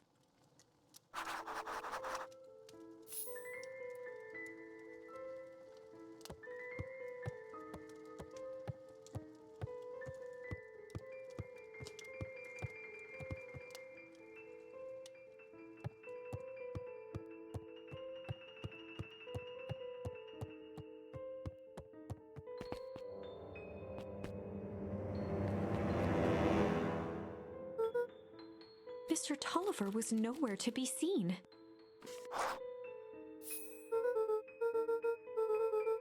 Or maybe Gran knew everything. Luca's hungry stomach groaned. Not realizing it, he'd gone the entire day without eating. Luca rushed over to the pile of jam jars, unscrewed one, and shoveled a handful into his mouth. Oh, this is gonna go badly. He flipped the lid to read the label.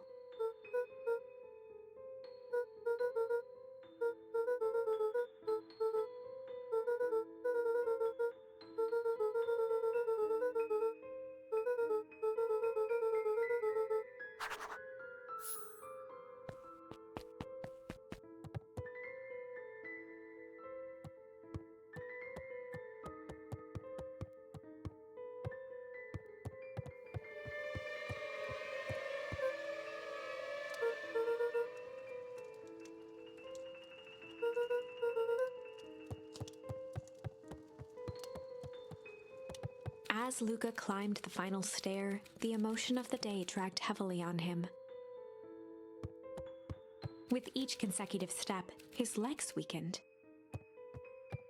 His stride began to falter. I'm gonna guess that the stuff for what's his name was maybe poisoned. Or at least had a sedative in it. He tried to grab for the railing to steady himself. Something was wrong.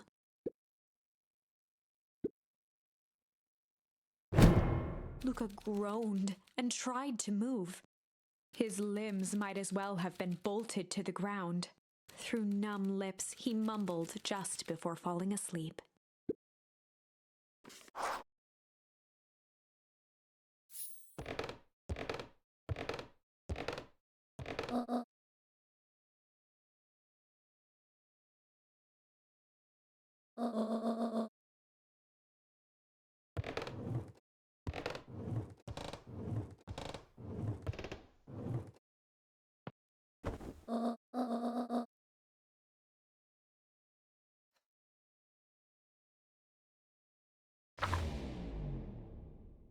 Chapter 9.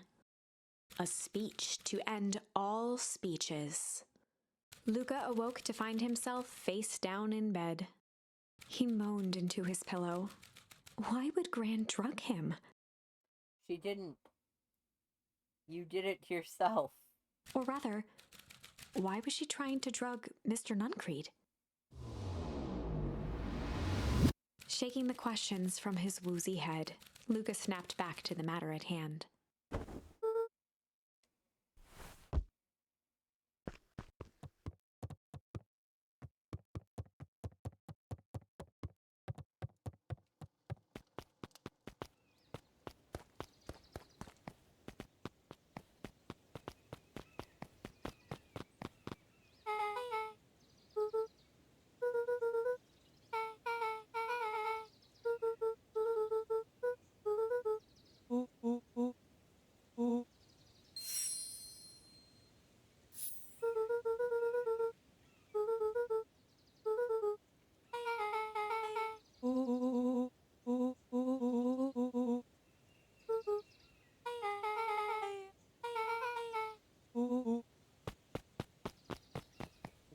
one. Augustus Valentine nervously wiped his brow. Wow.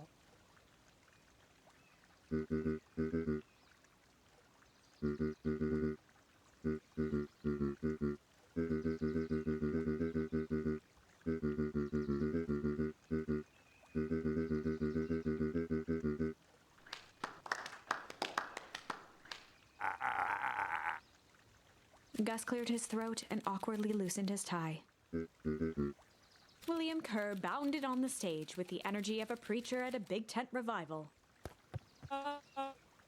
He gave Gus a hearty slap on the back and motioned him off the stage.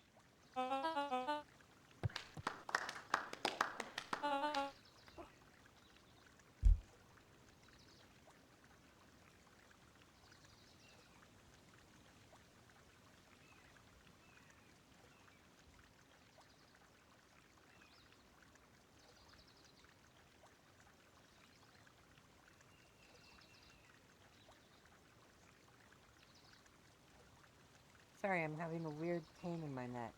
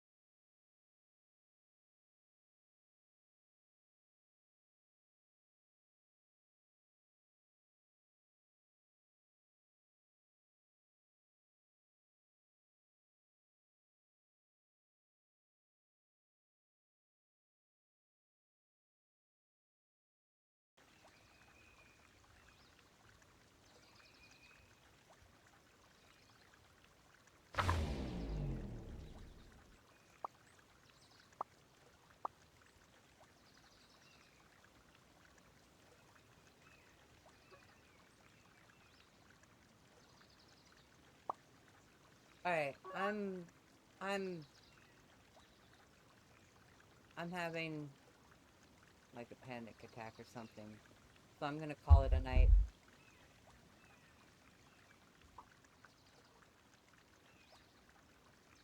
Hopefully I'll come back to this and finish before too long. Just not tonight.